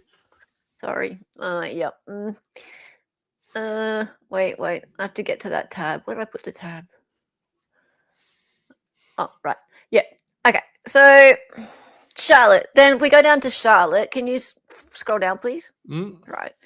Okay. So, after that event in September, and that was one event, and that's the event that he's being charged with. There was another one in Charlotte, in North Carolina, right? And that's the one that the text messages are related to. So you read out the text messages on the video. I haven't read it. I haven't read them out yet. You stopped me before I got there. Okay, well, they are damning, right? Yeah. So text messages are from the North Carolina incident. They were in North Carolina together. Magnolia was on a work trip with Jonathan in Charlotte. She first discovered his infidelity and confronted him, allegedly. Magnolia stated there is a long history of assaults in their almost 3-year dating relationship. Well, Magnolia said if you're living together and own a house together, it's kind of past dating. Yeah.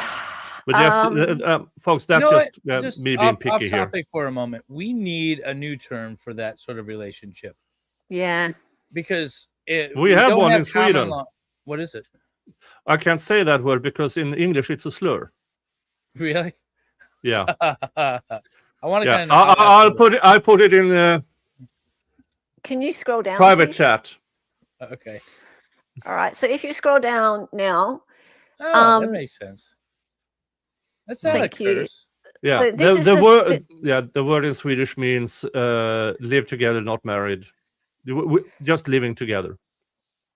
So this is the same incident. So the same thing allegedly happened in November 2025 that happened in December.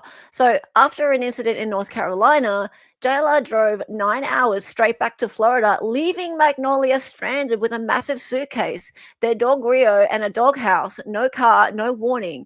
In text from November 2025, Magnolia documented the pattern of escalation from the summer of 2025. JLR responds with apologies and pleas for return. This is all allegedly. Magnolia, this is the text messages. Yeah. Should we show the actual text messages? Yeah, go for your live. Yeah. So here they are. There are a lot of them, but I will read out some of the. Yeah. Wait, how long have they been together? How long? 3 years. 3 years. 3 years, and it's still his full name on her text. Yeah. That's, I don't know, whatever. Yep. Okay. Anyway, your violence has gotten so out of control, it's almost an everyday occurrence and has now extended to destruction of property on a regular basis. Her last memory of him from Charlotte, you lunging at me and grabbing at me like a deranged animal, and the broken perfume bottle on the floor. And JLR says, "I'm sorry, I'm a horrible person." I will post the link to the actual exhibits in the chat. Yeah. You almost killed me multiple times.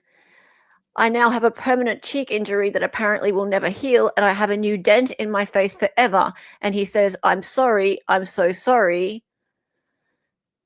I'm not safe around you. Rio is not safe around you either." He says, "I'm sorry. I'm a horrible person." He continues to just say, "I'm sorry. I'm sorry," but he doesn't ever deny it in these messages. No, but what you need to see the whole lot. There is, hold on while I find it. There is one.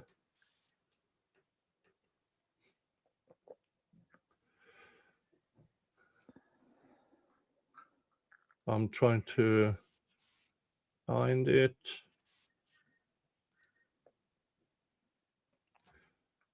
Here, Dave. Look at the left side there here. It is. What's that? top now? left-hand corner.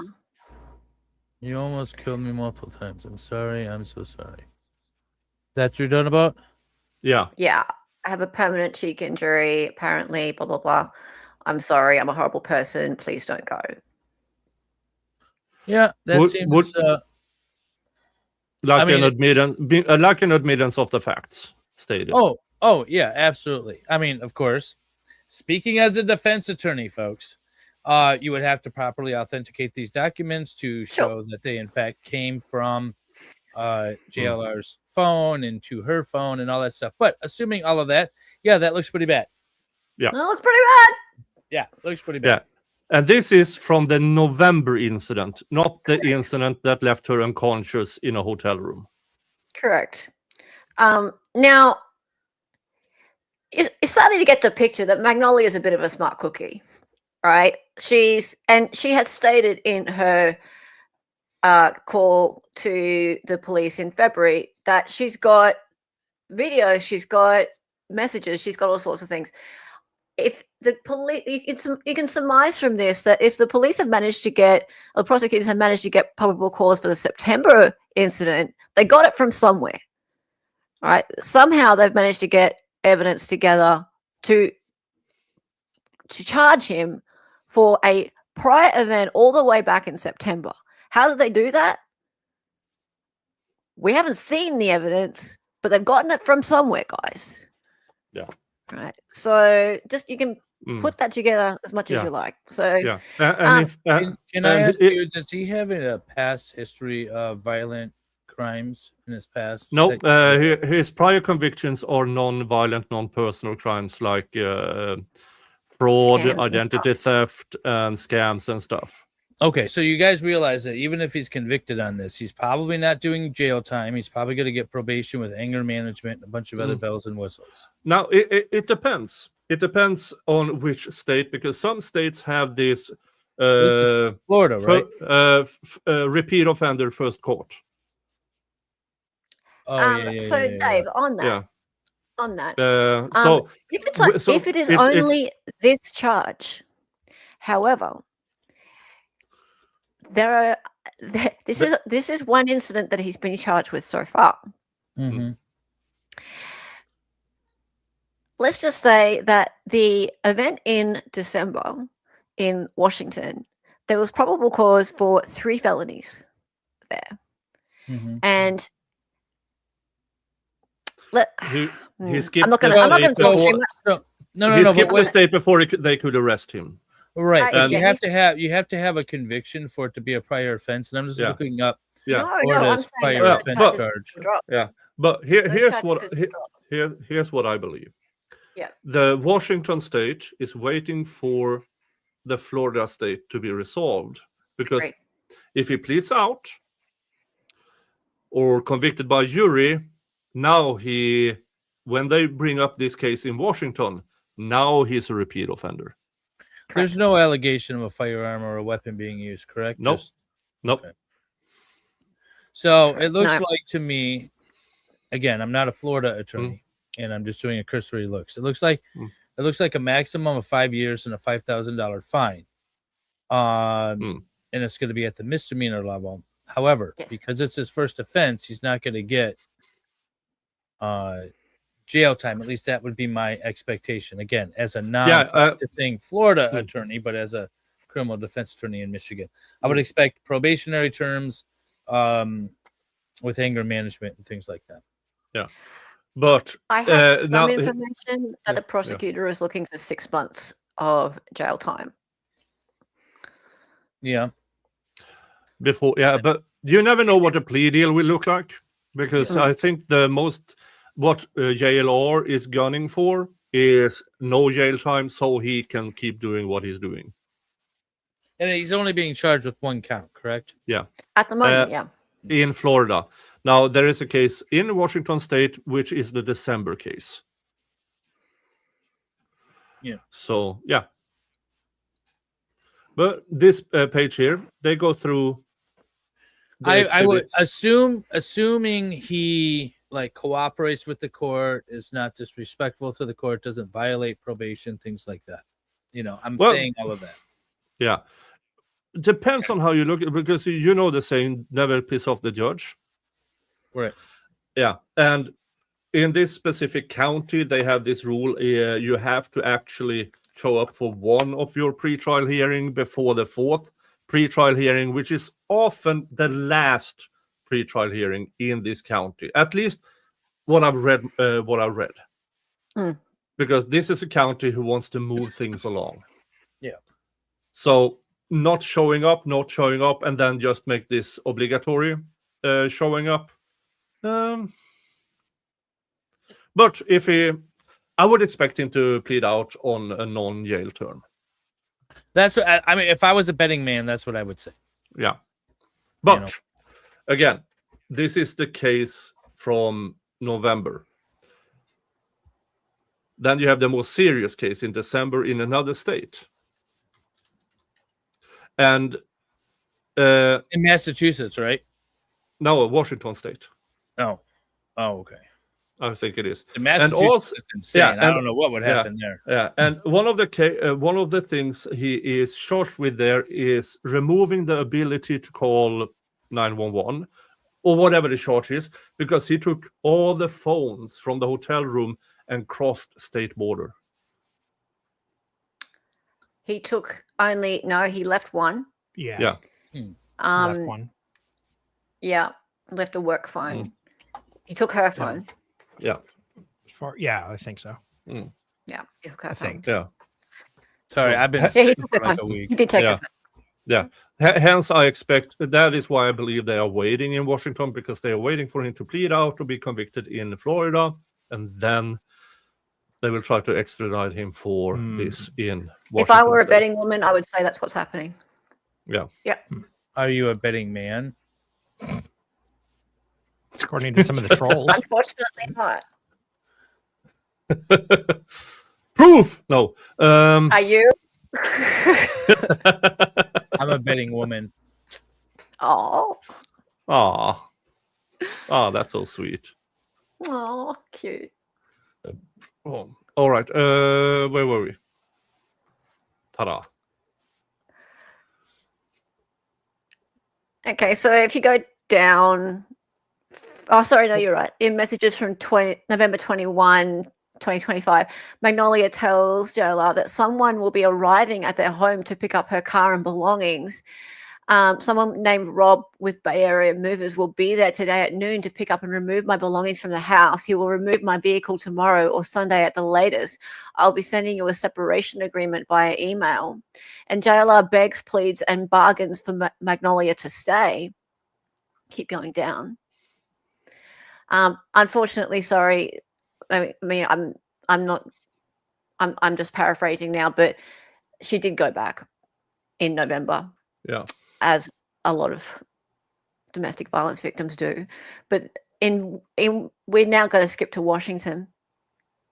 So Washington, December 22, they arrive in Seattle, Washington on the way to a more secluded vacation rental in Leavenworth. We keep going down. And the alleged assault, Magnolia confronted Jonathan about communications with other women and pornography she observed on his work phone. Jonathan allegedly became enraged and allegedly struck her with a closed fist multiple times on the side of her head, her nose, and her ribs. When Magnolia grabbed her phone to dial 911, Jonathan took it from her and allegedly said, "I will fucking kill you." This is all as per the police report, guys. Magnolia believes that she lost consciousness. Jonathan allegedly grabbed 2 bags, his personal phone, Magnolia's phone, and left behind his work phone. Go scroll down. Now, between 12:39 a.m. and 12:44 a.m. December 25, JLR calls 7 times.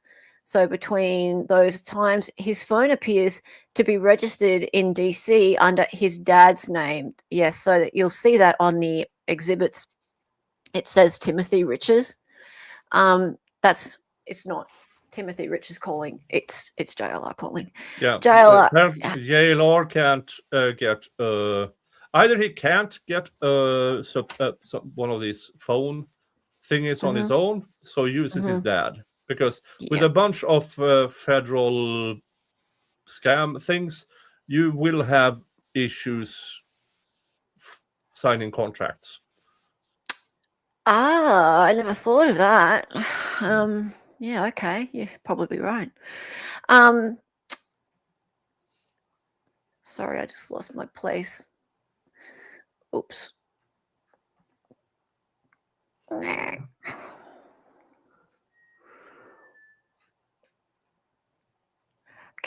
So his phone is in his dad's name. JLR had to call his own work phone in his attempts to reach Magnolia because he left it behind amid his rush to take Magnolia's phone as he fled the scene, allegedly. There's It's never all those good to phone take calls. a phone because that could add additional charges if they want. Which it did. Oh yeah. I know in Ohio I saw a case where the domestic violence was a misdemeanor, but like taking the phone was the felony. Yeah, because you're preventing somebody from calling law enforcement or 911 and all that. That is the charge. I have difficulties remember it. Yeah. So that is one of the charges in Washington. If you want to scroll down, okay. So hang on. Are we at the one where? There we are. Yep. At 12:52 a.m., JLR calls his work phone that he left behind. 1 minute later, at 12:53, he calls Magnolia's phone labeled "wife" in his contacts. So that's there. So he labels her wife, and she has him as Jonathan Riches. I know. That's just a thing. Yeah. It just stood out to me.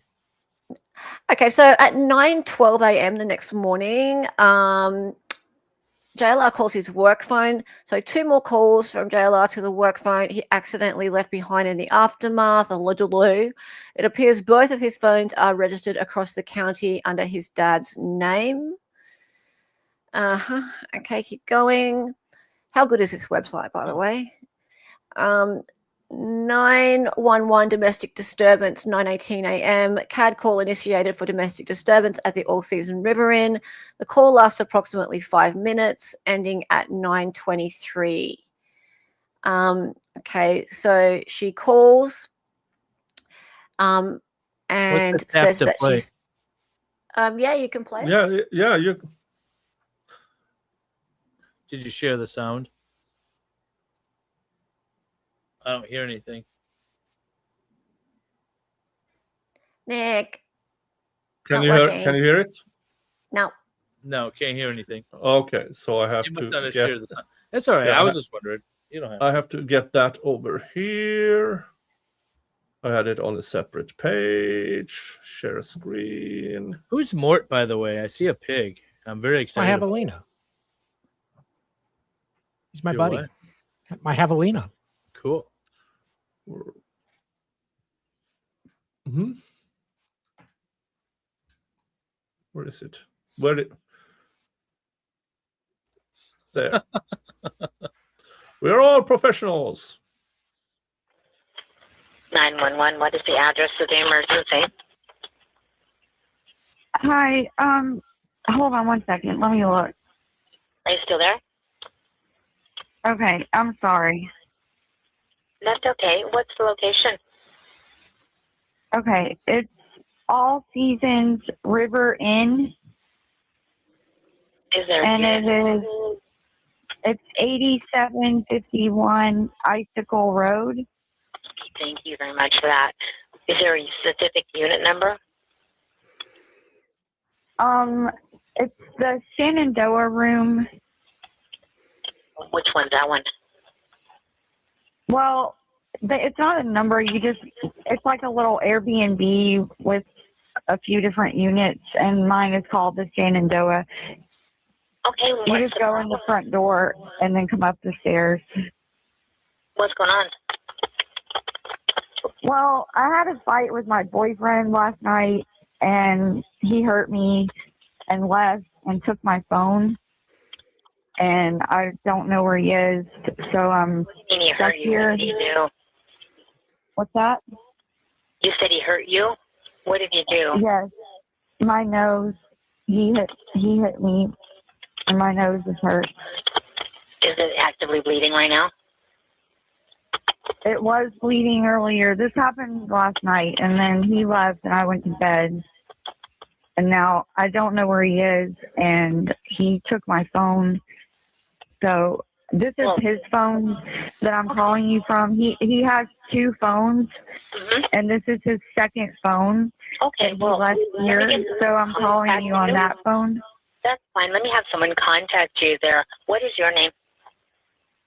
Jamie, Jaime. Jamie, what's your last name? Phillips, Phillips. And what's your date of birth, Jamie? 11/1/76. I'm sorry for calling 911. I didn't know what to call. This is perfect. This is what you needed to call. What is his name? Well, I don't know anyone around here. Like, we live in Florida, so we're just here for Christmas. And so I don't have a car and I don't have a phone. All I know is I'm stuck here now against my will. Basically, this is kidnapping, if you ask me. Jamie, let me get some more information. Not quite kidnapping. Contact you. What is his name? His name? Yeah. Jonathan. What's his last name? Riches. His last name is Riches, Riches.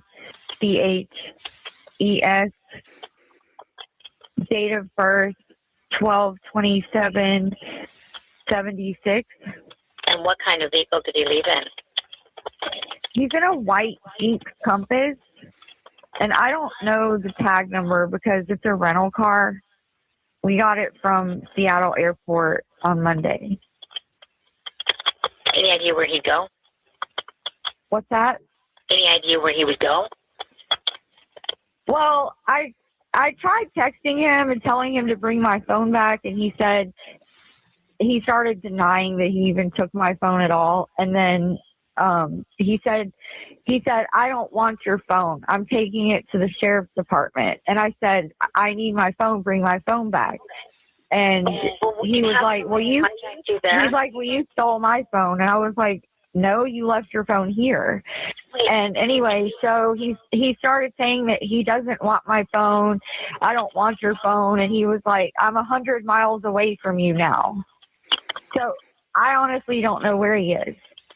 Don't He's admit to 100 miles away from me now. Well, I will have someone contact you a little bit. Would you also like an... Sorry, Dave, what did you say?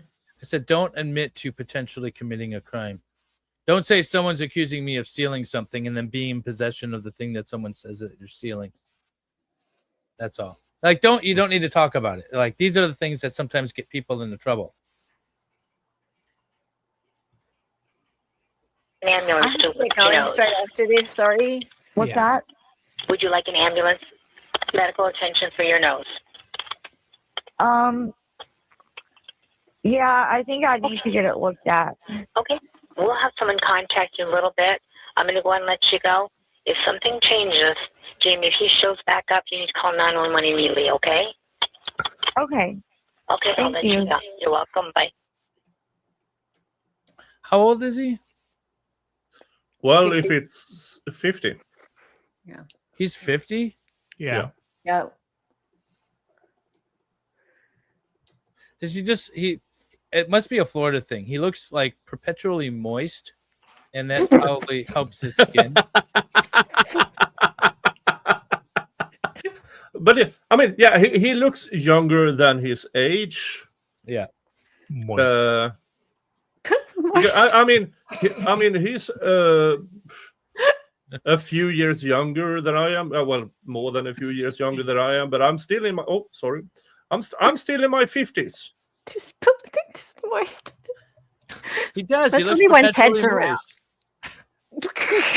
Oh, now I know. Because of all the JLR cock gobblers, he does this facial treatment. You know what, Nick? Don't knock it till you try it. I'm just saying. This is radiant skin here. You look older than I am, and I'm older than you. I know. I think your gray beard puts you over that. Yeah, maybe. I mean, I've been looking older than my age since I was like 15 and started to buy liquor at the Never mind. It's just that beard appeared when you were like 8, and you know that's what happened. Oh, do you were an 8-year-old and you're getting around with a beard.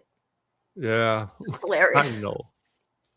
Thanks for doing this, Nick. Much Thank you. appreciated. Oh, We you have leaving? fun. Yeah. Oh, you can't leave. Yeah, I need to leave. We have a stream. Oh, you guys have a stream. Oh, yeah. You Yeah. know, I was gonna comment on the on your thumbnail. It should have been tea or milk, not coffee. Just saying. Yeah, it should have been. But anyway. Yeah. Thanks, guys. I really appreciate you covering this. Well, Nick, I appreciate you covering this. Dave, you're an ass. Always. No. Thank you, Hella. No. Thank you. And once we are done here, I will redirect you guys to Hella. Now, who wants to see? Now, yes, all the gray, all the things. Yeah. Here's me in my 20s. It doesn't improve much. You look older than me now. You were 20. But I will not show how I look without a beard. I've done that once. Wait, listen. I think Mort is unmuted, and I think Salvador is vacuuming. I was trying to snort, but Wait a minute. Is Mort in Dali's house? yes. Damn it, he's still listening, damn it. The shocker. We could have caught him doing some shit. I shouldn't have said anything. I thought he was, you know, when you jump off a stream, you're not necessarily listening immediately. Sorry, discipline. Oh.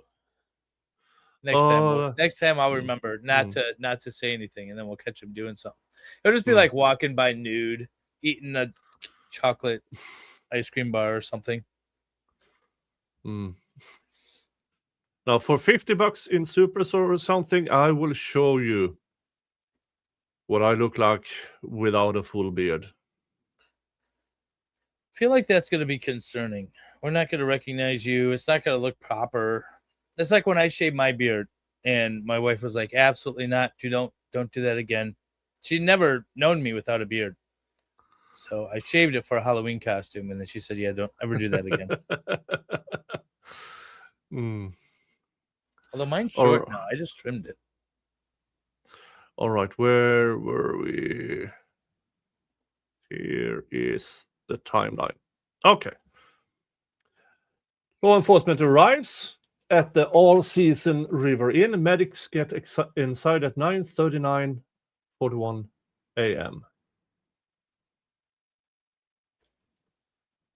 So, I have to put it over here, and hopefully I will get audio on it. So this is the body cam for it. Do I have? Oh, I have to do that. And where is it? No, that's the call.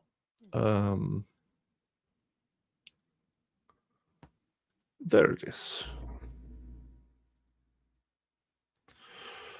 Now, since this is a domestic violence case, much of it will be blurry. Is it?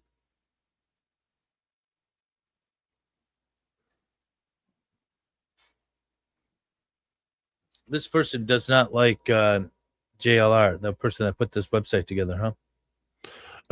No. Is there any audio right now? Because I can't hear anything. No. I can't hear audio. Okay, so there. Yeah, okay, here we go. What? Someone called 911 here. Can you come to the door and talk to us?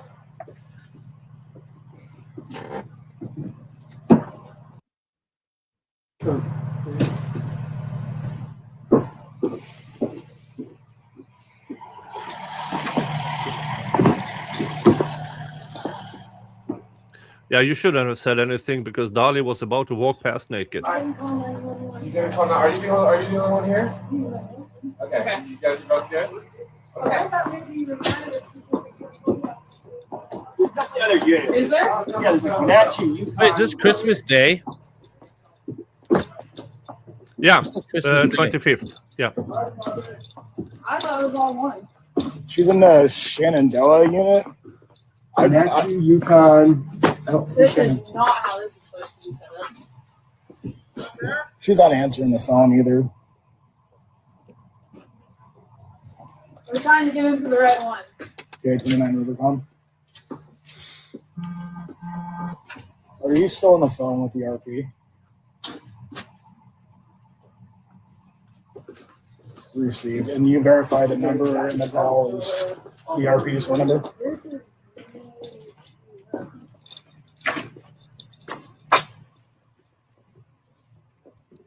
Received. We're not getting any answer at the building nor answer on the phone.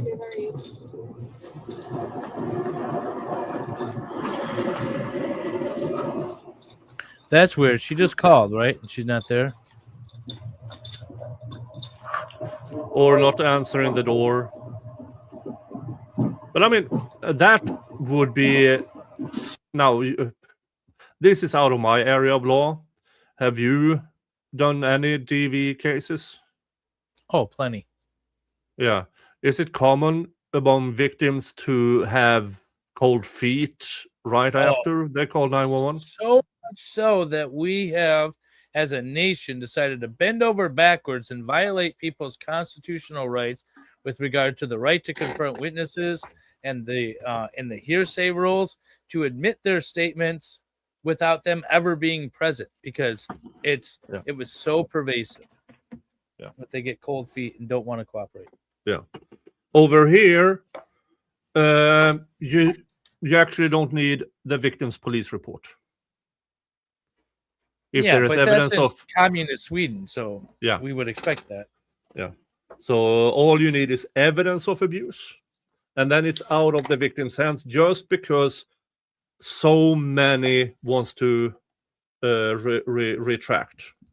Yeah, in fact, I dealt with the case. I'm dealing with a case on appeal right now where the victim continuously didn't show and didn't want to cooperate, and would refuse and would like hide from the police when they're trying to issue subpoenas to her to appear and all of this stuff.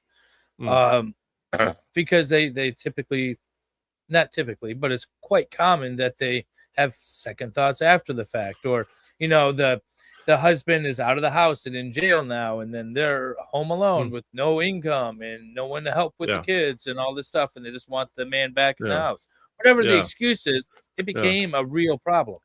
Or mother-in-law saying, "You put my kid in jail, but I'm still here." Yeah, but it just became a problem. So now we have a statute, at least in the state of Michigan, and it's fairly common throughout the rest of the states, that you can admit the victim's prior statements without the victim even being present, and then the defense doesn't get some body to cross-examine or confront as a witness, which is a real problem. But yeah, it's like an overreaction to a real problem. Yeah, because I mean, the overreaction to that problem is the Laura Owens case. Since believe everyone and not necessarily verifying, that is how she gets her restraining orders against all these guys. Folks, if you haven't heard about the Laura Owens case, about scamming, she, for the past over a decade, have scammed at least 4 men into believing she was pregnant with twins. Not to get sidetracked again, I wasn't planning on joining you. I've got to go pick up dinner. I'm just realizing. No. But I'll be in the chat a little bit watching you guys. Yeah. All right. But thanks for joining and giving this defense attorney's perspective, because sometimes in this discussion, that part of the law gets lost. Yeah, and I'm okay with always being the bad guy or being, accused of playing devil's advocate. I'm just looking at this from a defense attorney standpoint. Like, it's not always cut and dry, and he's not going to get the 5 years in prison that you all want. So. Now, I mean, if he's deemed a repeat offender, and I mean, even at sentencing, they can bring up all his priors. Well, and that's why I asked, because Yeah. you know, I say all this without knowing what his prior offenses are, what his prior record is, how the state of Florida handles it. I'm just looking at it's a 5-year max, and it's his first domestic violence. If we're assuming that his first violent offense, so then he's probably not going to get. Maybe he gets a little bit of jail, but it's going to be the bulk of his probation. I saw somebody argue on X, I can't verify it, that his attorney is going for first offender defense, where if convicted, he can be treated as a first offender, meaning a few months of treatment, a few months on probation, and if he stays out of trouble for a certain amount of time, it might get expunged. Yeah, in fact, that's a federal-backed program. The federal government threw a lot of money at the states to institute. Essentially, it's almost like a little mini mental health court for domestic violence, where you have to jump through a bunch of hoops, but at the end of it, it'll be dismissed, and it's all with federal-backed dollars. So a lot of courts are doing that. Yeah, but if now we're speculating, if it is like I believe that Washington is waiting for this case to be resolved, and they charge him in Washington, then he becomes a repeat offender. And now all of a sudden is 10 years in prison from 2004 to 2014. His probation violation in 2016, and his plea deal in 2018, because in 2016 he impersonated a mass shooter's uncle in order to get to the crime scene and harass the parents of murdered children. Yeah, I would ask Gosney about how all that works over me, since he's the whole criminal defense attorney in Florida. I have a better idea. Actually, I should. Well, I'm a moron. I should have asked Gosney. Yeah. Well, Gosney. If you didn't know, Gosney is back at criminal law again. He's a criminal defense attorney. Very happy about that. Yeah. So, all right, y'all. Have a good night. Nick, take care. It's good to see you. And I won't see you when you come to the U.S., right? You're just hanging out in the horrible states. I will be exclusively in Indiana. But, I mean, if you happen to... No. Okay. Message me. Maybe we can meet up. Yeah. All right. Take care. Take care. Have a good one. All right. Here we are. Just the few of us. I'm going up here. Let's continue to play this. I thought when it came out, I thought it was going to be the Harvey part. Is that what you guys thought it was? No. We were like, the cops are in front of you. We don't see tire tracks. So we drove fast and we're like, we'll wait. This is like, you still don't know when he actually left. He's going to come back and he's done.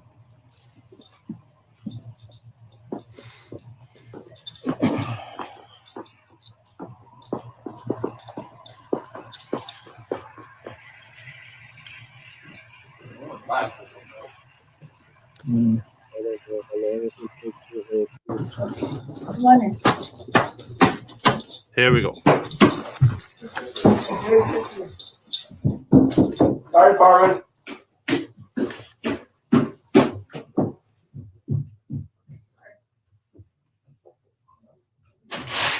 All right, you guys call 911? I did not. No. No. Do you need an event entrance? The road to Shenandoah. If you go to the front door, 6948 is the door code upstairs. 6948. 6948. 6948. Okay, thank you. Doc? Maybe over there. What's that? Appreciate it. Thank you. We're trying our best to get explanation at this point.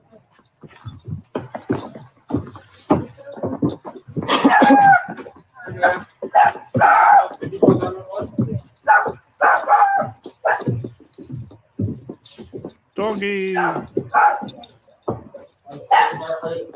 you the one that got hurt?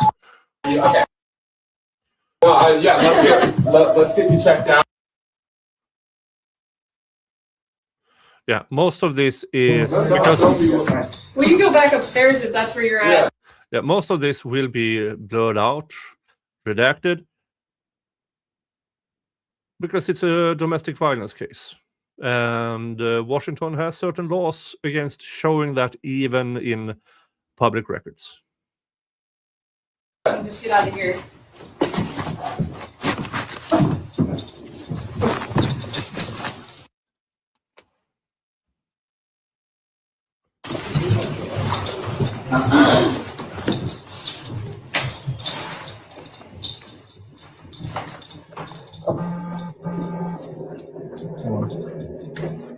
You're alone in here, right?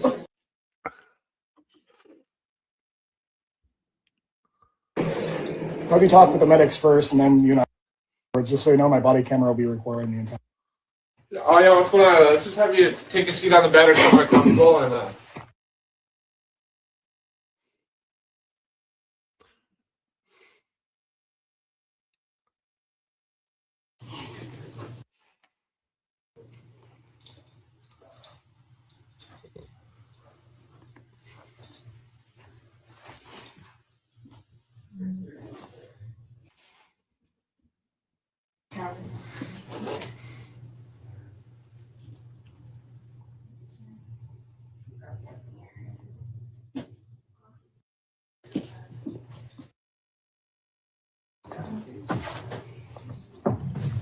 You all coming in or no? Yes, sir.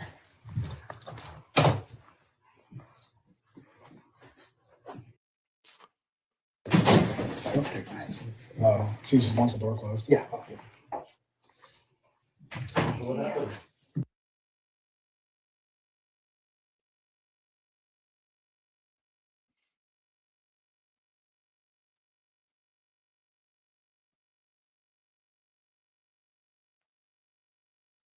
Okay.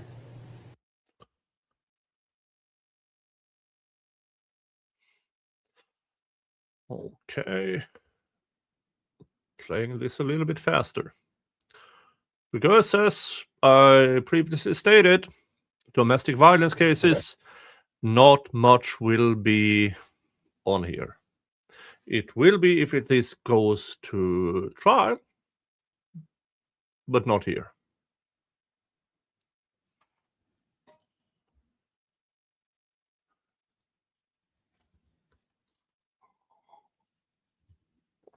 Does he drive a white Jeep? Car here? The white Jeep. Your only form of transportation? The parking lot. No, there's a white Jeep out.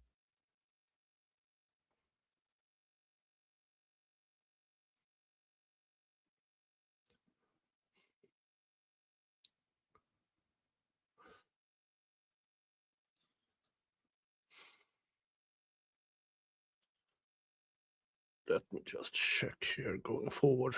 Yeah, this is what it's going to be like the entire time. So, folks, let's get back to the timeline instead. All right. Deputies and medics document the Shenandoah room with this type of evidence, which is blood spatter. And thank Brain Socks over at Rumble. Thank you so much for your $5. Let me take a count here because we also got Kristen. Thank you for your gifted membership. And also, this was a bit ago. Sorry for not getting to it until now.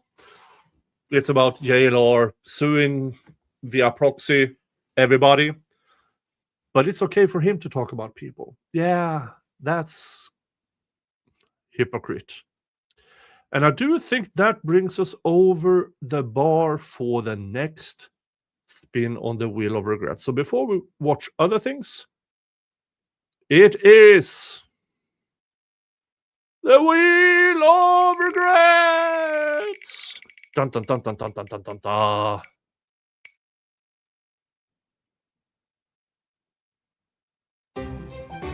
Coffee schnapps. Coffee schnapps, which is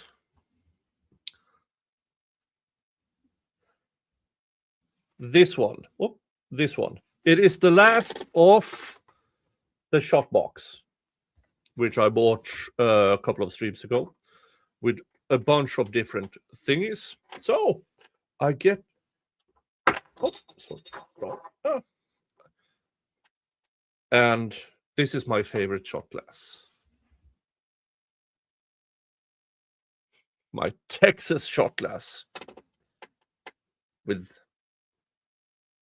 a slightly gun-shaped with the texts. Come and take it. Yeah. I love Texas. I really do. The people. The climate, not as much. Because, folks, I'm Nordic. I spent most of my life at... I live roughly 10 hours from the Arctic Circle. I like cold. I'm not a fan of hot. So, here we go. Coffee schnapps. Thank you.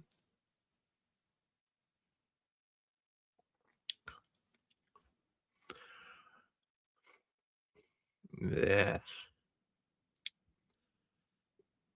Not a fan. I'm a huge fan of coffee, not of that. So, I'm not endorsed by these people. Most of the shots in here was meh. Let's just say that. Let's just say that. This is what... You know, cheap instant coffee. That's the flavor. Cheap instant coffee. I'm not a fan of instant coffee at all. And not as much cheap variety. Folks, my coffee maker is one of these where you put beans on top and then you pour in water and you can actually time it. And my timer is twice a day. Once at 4:15 a.m. So once my alarm goes off in the morning, so does my coffee maker. And I wake up to the smell of coffee. And yeah, that helps you getting out of bed. And also 12 hours later at 4:15 in the afternoon, coffee maker, yeah, brews me a couple of cups of coffee. So I get fresh coffee when I get back from work. So no, I'm not a fan of that shot. Really not. Ugh. So, hide choice. So what's left here? On the Wheel of Regrets, it is Penelope, which is an Indiana straight bourbon. Summer Breeze gin, it's a Swedish gin. Horseradish, 8 out of 10 hot sauce, licorice vodka, and Old Smoky. That is what's left here. So if you want to see me trying to survive, this is the 8 out of 10 hot sauce, including Carolina Reaper, Butt Orange Copenhagen, 7-Pot Lucy, horseradish, black garlic, and for some reason, pineapple. And the rules of the things is $50 in combined in supers, gifted memberships, buy me a coffee or PayPal, gets you a spin on the Wheel of Regrets, or $50 up front, and you choose my poison. And it's not limited to this. I have Canadian whiskey in a plastic bottle. I have Red Hat tequila, bottom shelf, and a bunch of other things. And also, if we were to finish the Wheel of Regrets, I have this new bottle, unopened, Japanese whiskey.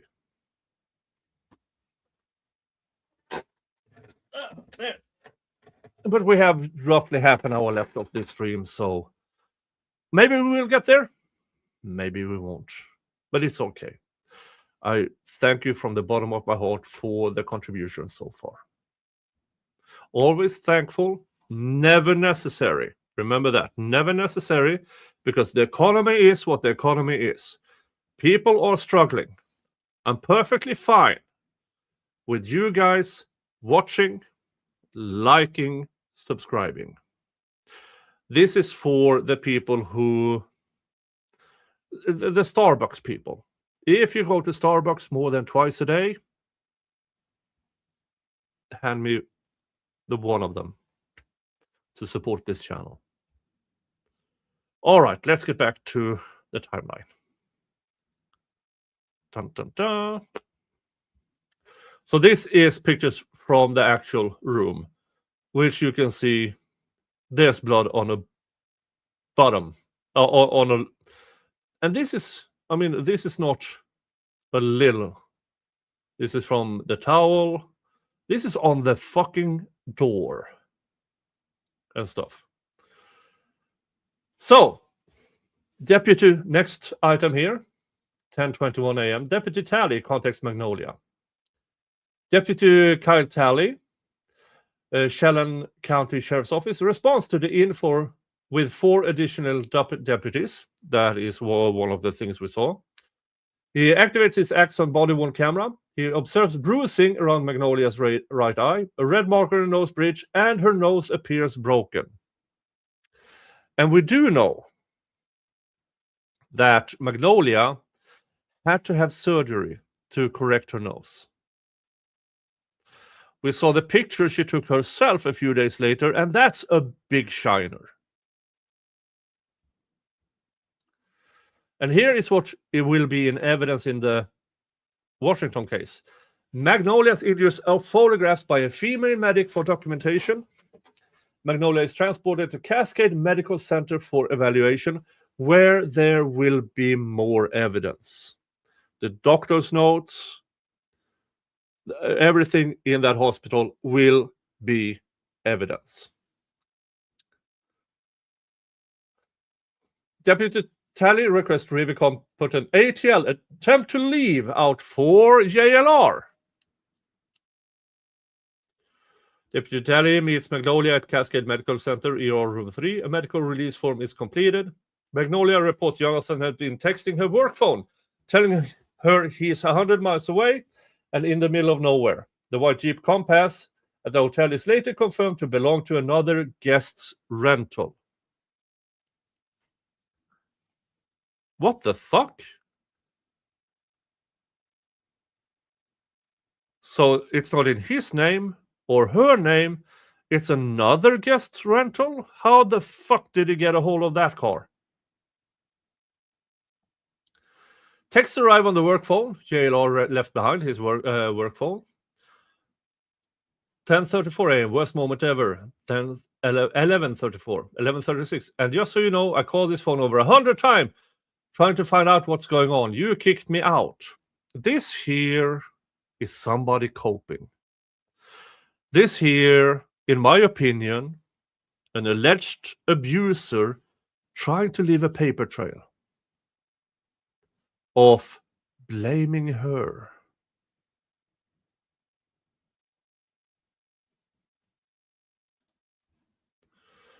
Next item here.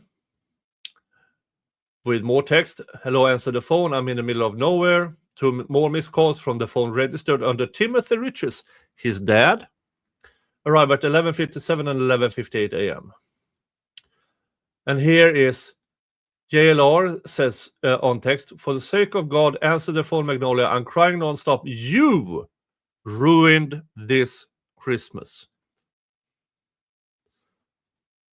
Victim blaming. This here, now ignore JLR for a minute. This here is classic abuser behavior. Victim blaming. You made me do this. You ruined Christmas by behaving, so I had to beat you to a pulp. Classic, in my opinion, abuser behavior.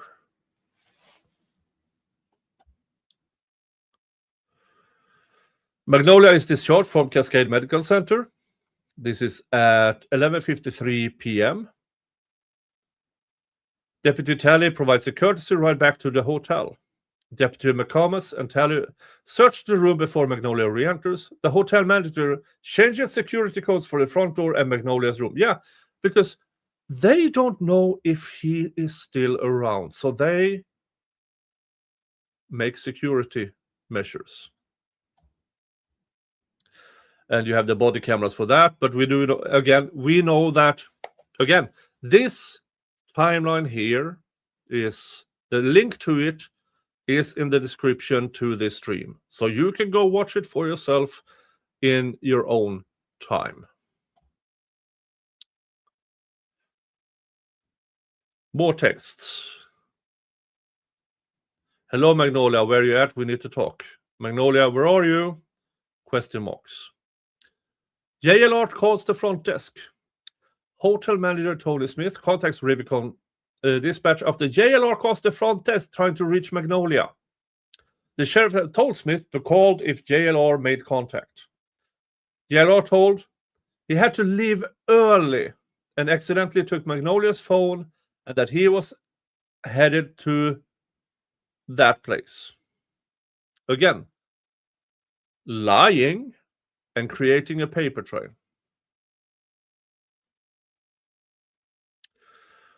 And at 3:18 p.m., Deputy Kyle Talley signs an affidavit for probable cause to arrest JLR for violating RCW, this assault in the second degree. Next one, harassment threats to kill DV, and RCW interfering with the reporting of domestic violence. Case status is JLR fled the state before Shelland County could locate and arrest him on charges for the assault on Magnolia.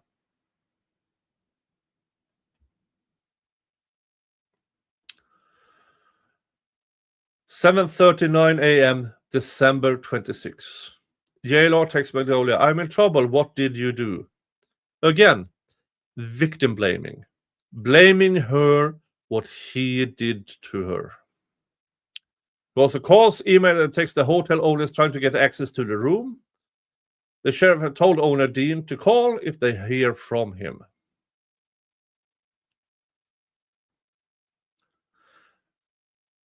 Magnolia says, you stole my phone and left so I couldn't call 911. But your phone worked fine for 911, so the work phone, so they're on their way. I will let the police sort out my phone and find it for me. You stole my phone, so I couldn't call for help. The answer, okay, great. I'm leaving and I'm filing a restraining order when I get back against you. Bye, I'm out. Good luck.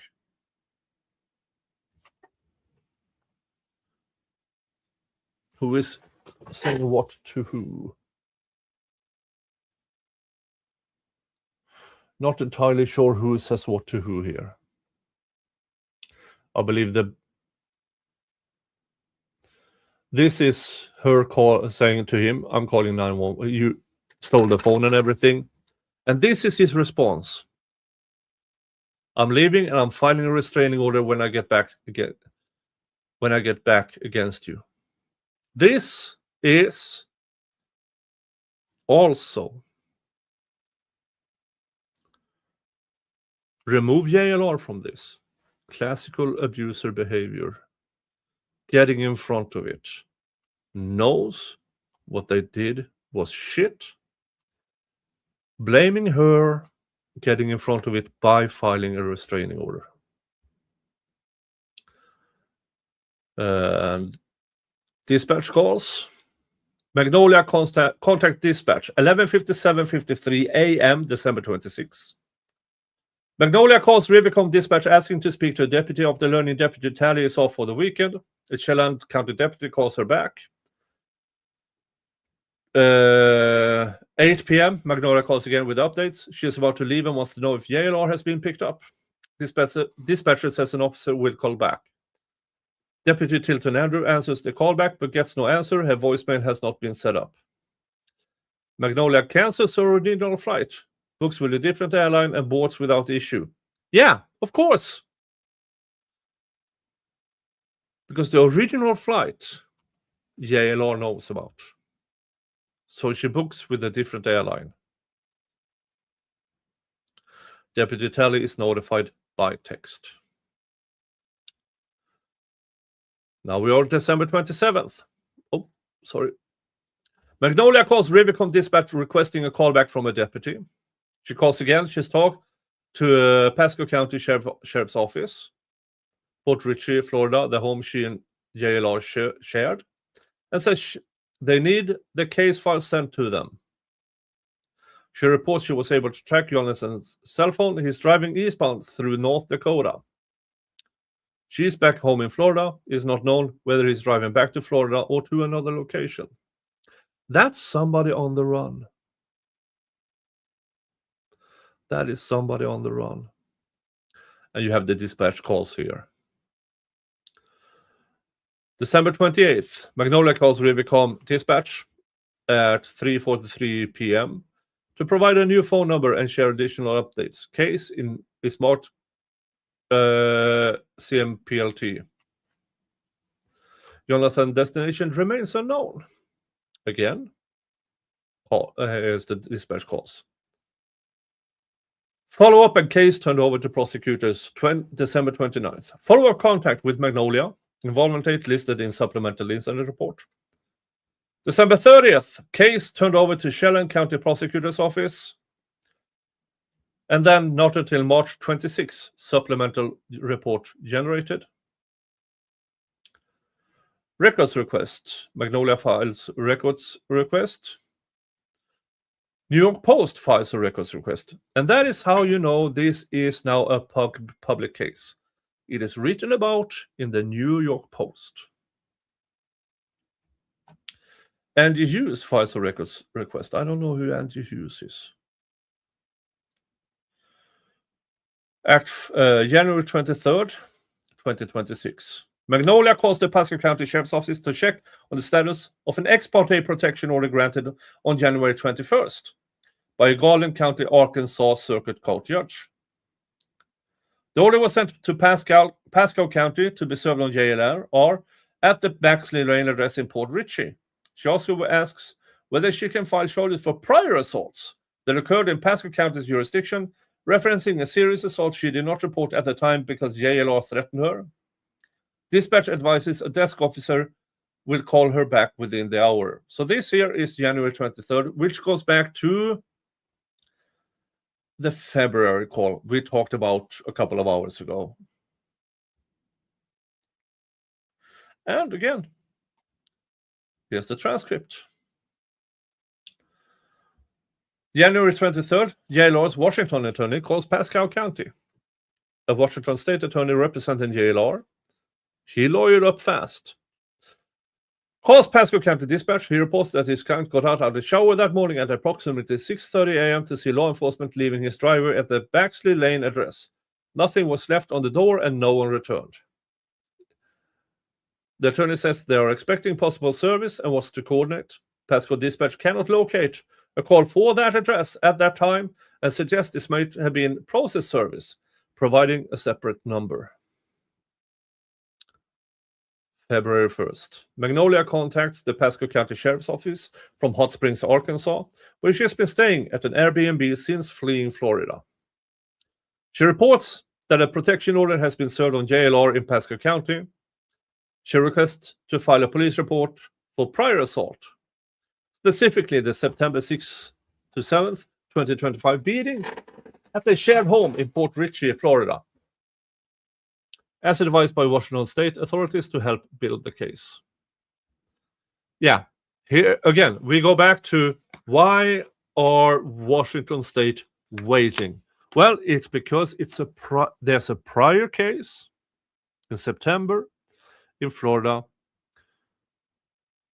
so which confirms my suspicion that Washington is waiting for this case to be resolved so they then can charge properly. Hopefully with JLR as a repeat offender. She reports she has surgery to repair a broken nose from the Washington assault and is recovering. She states JLR contacted her by email a couple of weeks earlier trying to take assets out of her name, which prompted her to file the protection order. She tells the dispatcher that the Washington authorities told her they intend to extradite JLR. They haven't yet. Again, probably waiting for the Florida case to be resolved, and then they will take over. And let's see how much more is it. It's not much more. Jurisdictional runaround. Pasco, Garland, and Magnolia. Pasco County patches Magnolia into a three-way call with Garland County Sheriff's Office dispatch in Hot Springs, Arkansas. A jurisdictional dispute follows. Pasco says Garland must initiate the report because Magnolia currently resides in their jurisdiction. Garland says the report should be filed where the crime occurred. Magnolia pushes back, noting that Garland County deputies told her on Friday they could not take the report since the assault happened in Florida. Folks, any cop, if you want to file for a crime or report a crime, they are kind of obligated to accept it, even though it might be in a different jurisdiction. As long as they take the report, then they can send it off. But they still have to fucking take it, in my opinion. She also clarifies she does not live in Garland County. Her driver's license is from Pasco County, Florida, and she's staying temporarily in an Airbnb for safety. No report is filed during the call. Pasco tells Magnolia to wait for Garland. Pasco County calls Magnolia back. They tell her Garland County will reach out to her and to call Pasco back once Garland makes contact. Corporal Yarborough? Yarborough? I know that name. But probably not from this. Yeah. When I see the name Yarborough, this here is Emmanuel Yarborough, who was once upon a time a sumo wrestler and later on a pro wrestler. I don't think it is the same person that we are talking about here in this case. Emmanuel Yarborough, I believe, was 6'10" and close to 600 pounds. Now, he has since passed away, but when I saw the name Yarborough, that is... Folks, I am a pro wrestling fan. I am. Even though I'm not American, I love me some pro wrestling.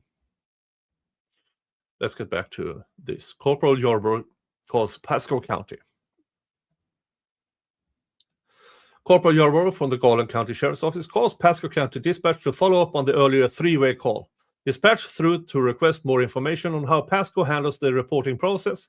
Pasco Dispatches notes the call and advises a deputy or sergeant will call him back. And that is the end of the Magnolia timeline up until now. And there was a hearing on Thursday, which JLR, of course, didn't attend to. He is currently in Tucson. And yeah, we went through this earlier, that in this specific county in Florida, once the fourth pretrial hearing occurs, the defendant has to be there in person on at least one of them, which means the third hearing, which is in September, he has to attend. He has to attend. Nick, you know Kane is a mayor right now? Yeah, he's been a mayor there for quite some time. In somewhere around Knoxville, Tennessee. Or if it actually is Knoxville, Tennessee, he's Kane is now a mayor of. He's also outspoken against government mass surveillance, which is great. He's vehemently against the flock cameras. Vehemently. And now, he doesn't see my messages, but I responded to him on X saying, when will you run for president? Because if Ronald fucking Reagan can become president, so can Kane. All right, folks, that is the timeline. We got there eventually. We were sidetracked and we talked about other things, but we got through the timeline. Tomorrow, folks, Saturday, I will make a stream about the latest news regarding what is going on in Canton, Massachusetts, the Karen Reed case. I put up a video earlier today about former and disgraced Trooper Michael Proctor when Attorney Scapaccio, who is an absolute pitbull, is now asking for every case he has ever been involved in as a police officer. And if she gets a hand of those documents, things are going to get really bad for Michael Proctor. But there are more updates regarding the Karen Reed case, but that is for tomorrow. I will probably start around noon Eastern time and go on for a couple of hours, but that's for tomorrow. For today, first, thank you to Sarah for 10 euros. Thank you to Rick Voss, 10 euros. Thank you to Mortimer, $10. Thank you to Grifter for your 10 euros.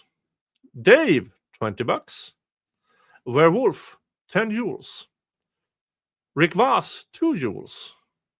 Dave being a member for 22 months, thank you so much. Rick Voss, $5, thank you. Nicola, 200 euros, thank you so much. Unicorn Rancher, 200 euros, thank you, thank you, thank you. Snivels, 20 gifted memberships. That is very, very generous. Thank you so much. Viz Queen, 10 euros, thank you.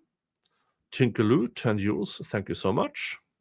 Mortimer, again, $10. Thank you, thank you, thank you. Snivels, being a member for 36 months. That's amazing. Dog Mama, thank you so much for your $10. Laurie Smith, thank you for your 10 euros. Thank you to Kristen Vasquez for gifting 1 membership. And thank you for being a member for 11 months. Thank you so much. Folks, this has been the Slightly Buzzed stream. Now I have a bit of beer left. So, chug.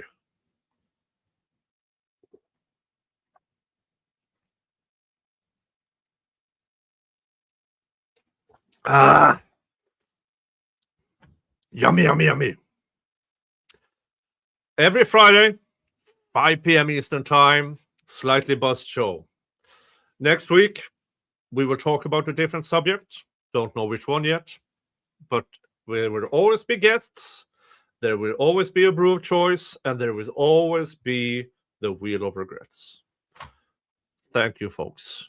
Thank you so much. From me and Mr. Jingles, who is outside chasing mice. Thank you. Without you, none of this would be possible. Thank you. And I'm going to send you off to, I'm going to redirect you to Hella's stream. All right. Yeah, fuck off. See you. Bye-bye. Santa Claus, riding in with the winter laws. Santa Claus.